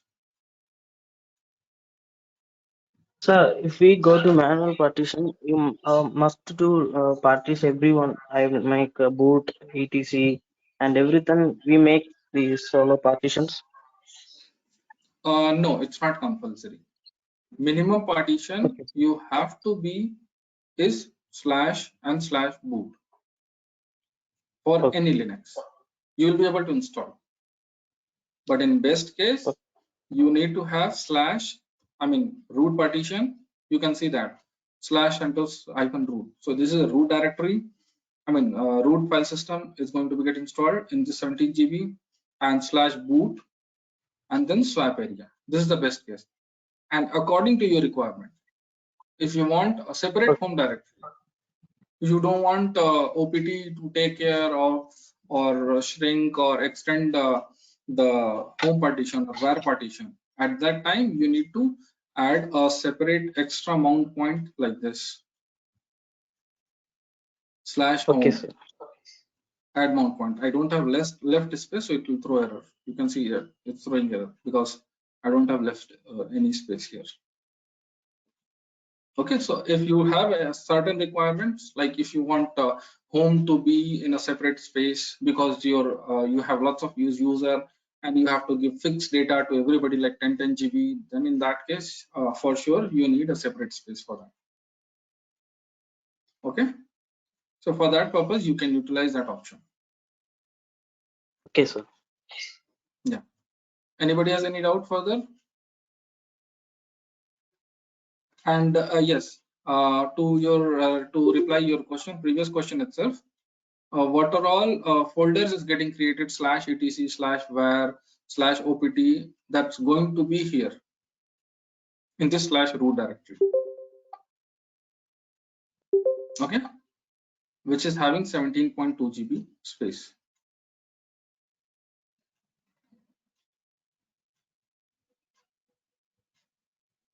Now, anybody has any doubt?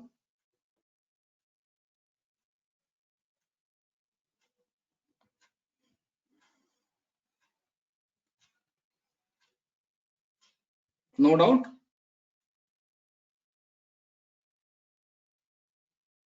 Okay.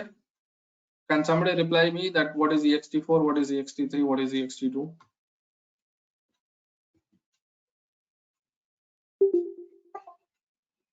Nobody asked any doubt, so I'm asking the doubts. File extensions. File system. Okay. What is the difference in between ext2 and ext3? So that is all versions, sir. Now currently using XFS. Yeah, but that's not a version number. ex2 is the only you have to take the 2 terabytes file system. No, that's not correct. Means these are not dependent on space, that how much space you are going to utilize. The file system types, sir, depending upon the versions, Centos 7, 6. No, not correct.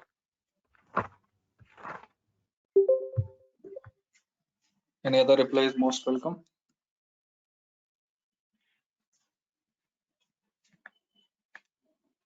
Second extended file name. Pardon? Come again?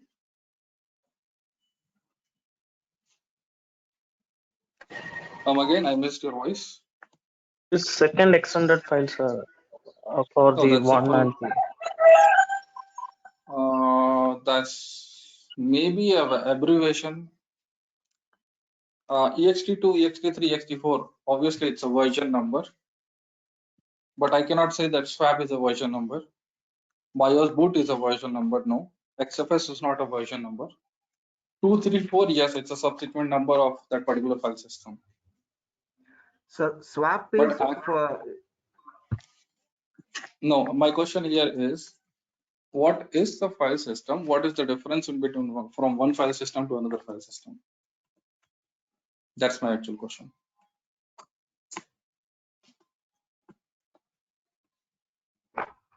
Sir, it's a file system is the way of storing the data.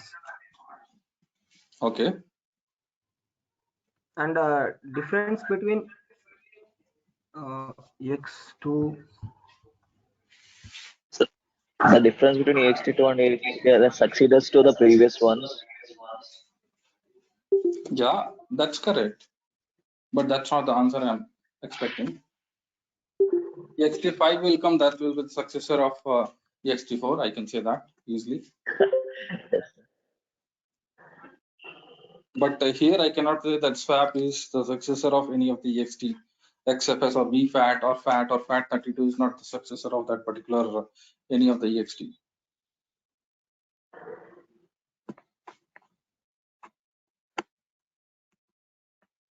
Okay, so yes, it's a way of storing a data.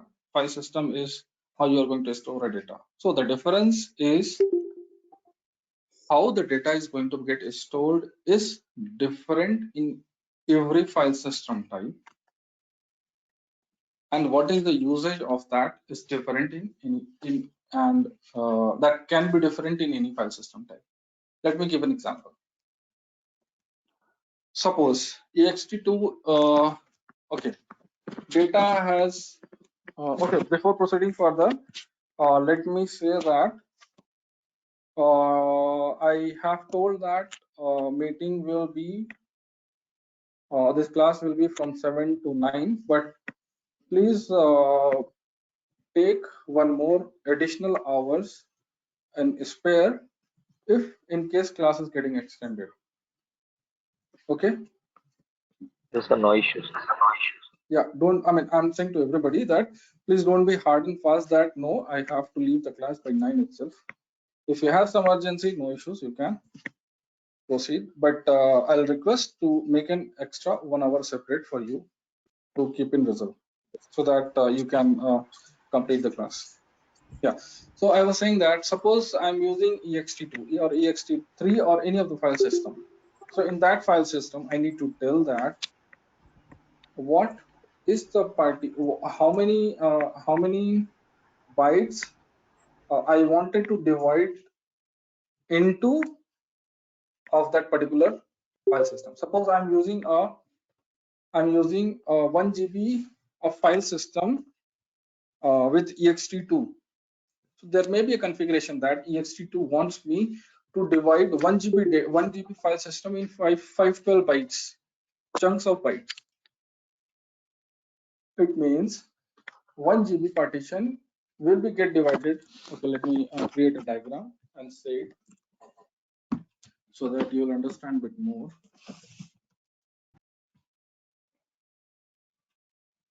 This is 1 GB partition. That's it. Okay. In that, I have formatted this 1 GB and made it as ext4, and ext4 takes as that 512 bytes. I am going to divide every partition. Sorry, every block. So the size of this is 512 bytes.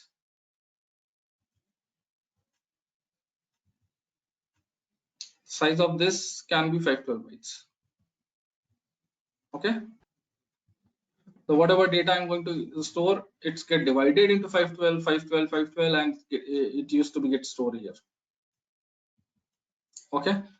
Why I have left starting and last I have left for some purpose. There is a metadata. Metadata, it's data which tells about what is the configuration you are using for your file system, or it tells so much of information that what are all partitions available, what is the number of bytes, or what is the number of sectors it is divided into, how many sectors are there. So there are several things which tells about, and which are all files are there, and where, which are all places it has been stored. So all those information used to get stored in this metadata.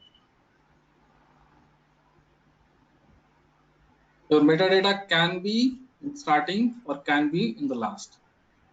It depends on which file system you are using. And it may be in ext4 or ext3, it's all getting stored in the starting of the file system. But in another file system type, it may be get stored in the last. Okay, one more variation, let me explain it. Your 512 bytes starting is going to be from here. Okay. Let's say you are opening a file and which has written data, which has written numbers from 1 to 100. Okay. So in some file system, 1 may get stored here, 1, 2, 3, 4, something like that, it gets stored here, and after 50 it may get stored here, something like that may happen. And in some another file system, it may start from here, from backside as well. 1, 2, 3, 4, 5, 6, 7, 8, 9, 10, 11, then 50, 51, 52, then it goes to 100.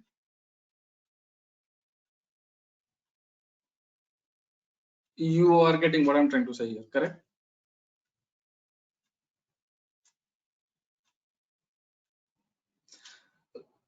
Let me explain again.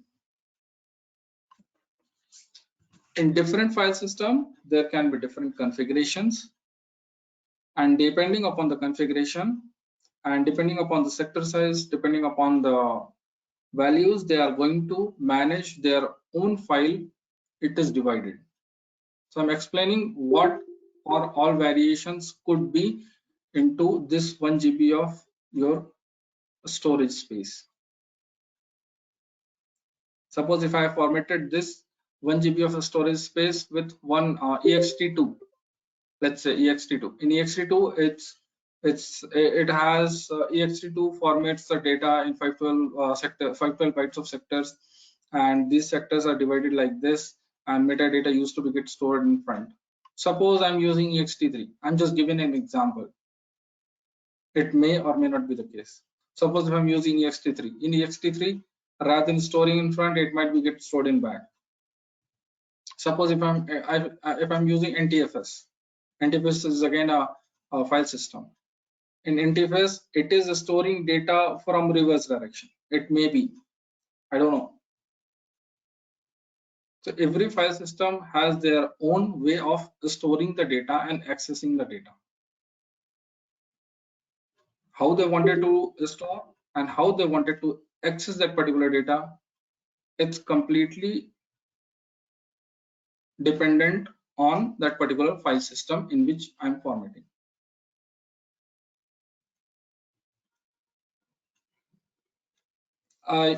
From an admin perspective or from a user perspective, you will not see any difference. Okay. But yes, I have explained that it is good to know. That's why I have explained. So generally, it's using ext4 manually. I can use this as well, like ext4 and update settings, and I'm done. So what all it's showing? You can somebody tell me what all it's showing here?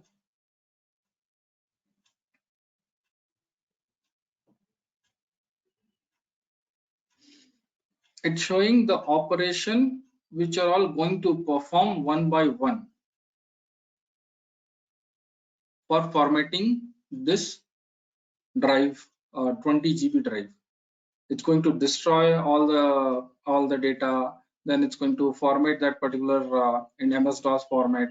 Then it's going to partition that SDA1. Then it's going to assign format that partition in ext4, and then it's going to assign to /boot. Then partition again, the next partition it will create, and after creating, it's going to assign to LVM, and then after LVM, it's going to create in these three. It's going to create. It's again a process of creating an LVM from this LVM to LVM VG, LVM LV.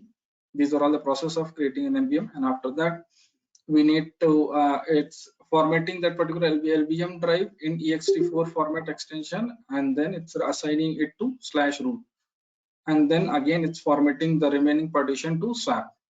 Here it's again swap. So these are all things is going to happen automatically. I'm going to accept changes. Done. I'm going to do the installation. You can see that installation is started. Let me set the root password. Root password is Centos. It's not same.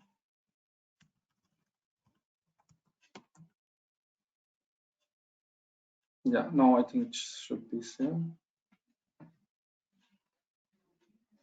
Oh.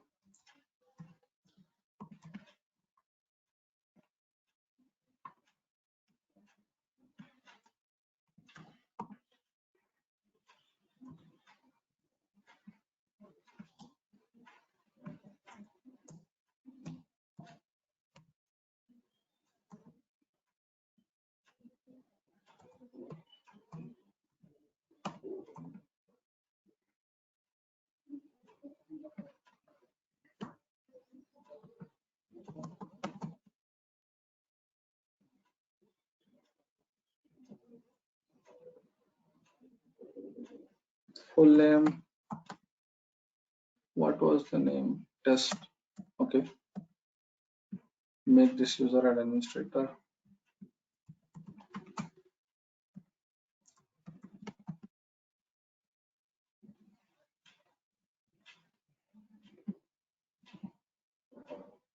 Let the installation finishes. So so far, anybody has any doubt?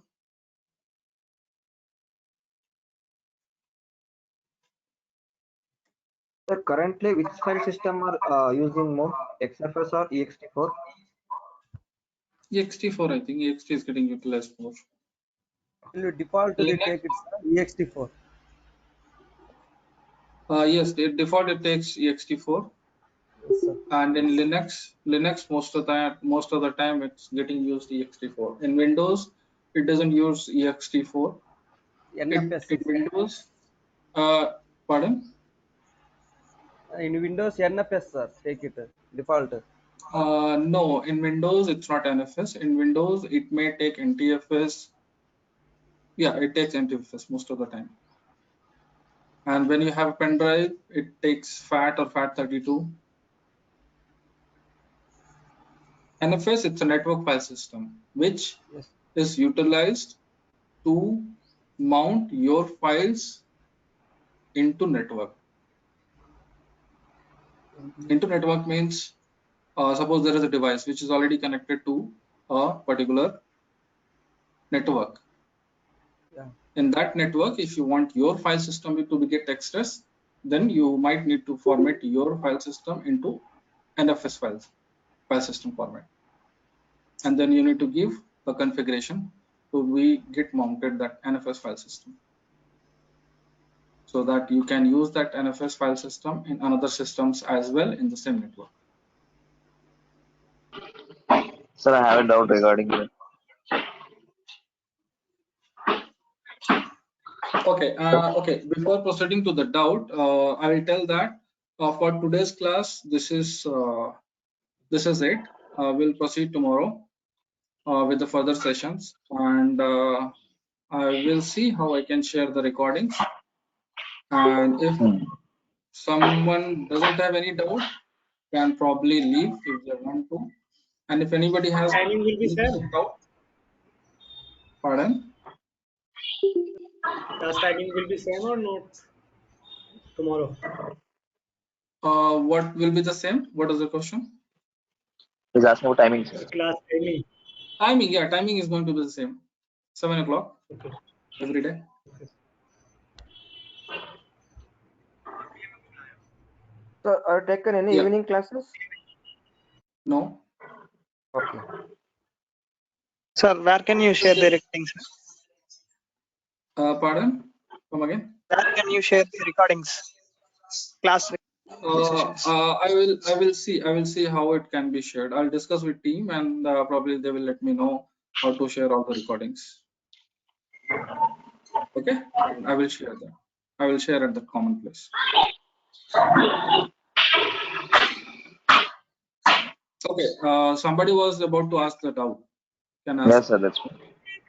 Sir, I try to copy a file which is having more than 4 GB in a pen drive by using. But it's not working. But I have gone through search and it's showing that we have to change the format type into NFS now. You have to change the what do you have to change? But NFS mode we have to change format. In format we have to change that in NFS. Yes, that is correct. That's why should we, sir? I have doubt with that. Because some file system will have that. Suppose you are using a file system which is Yes, sir. dividing your files in a particular set of KBs or particular set of MBs. Yes, sir. And that particular information is getting stored in metadata. Okay. Yes, sir. That particular file system cannot divide more than 4 GB of file system, 4 GB of data. Okay, it's limit. I was saying that it exceeding that limit. No, it's not exceeding the limit. I can say that it cannot divide because it cannot represent more than 4 GB of data. Okay, sir. Okay. There are two different things I can say here. There is a limit means I can do, but there is a hard limit that I should not do. But what I'm trying to say is there is no limit. But why that restriction is there? Because it cannot perform that operation. It's not because of restriction. It is incapable of. Okay, sir. Because let me explain it here. Suppose this is metadata, okay, and I'm using suppose 3.9 GB of file. This is the partition of that 3.9 GB of file. Let's assume. And for this partition, this metadata has to store all the information, like where this file is, what is the initial bytes, where is this, in which sector this is started, what is the next sector, what is the next sector, what is the next sector. So all this information is going to be get stored in one data structure. Okay, or it's going to get stored in one header. That particular header might not store more than a 4 GB, or it may not, even though if it's going to divide, it may not store the 4 GB of the dividing chunks. Okay, sir. You're getting, yeah. Yes, sir. Yes. That's where the limitation comes. Okay, thank you. Yeah. I think I can record. I can stop the recording.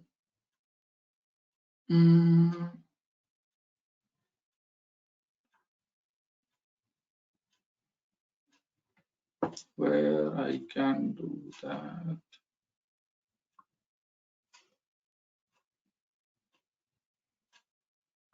Let me stop the sharing and see how I can stop the recording.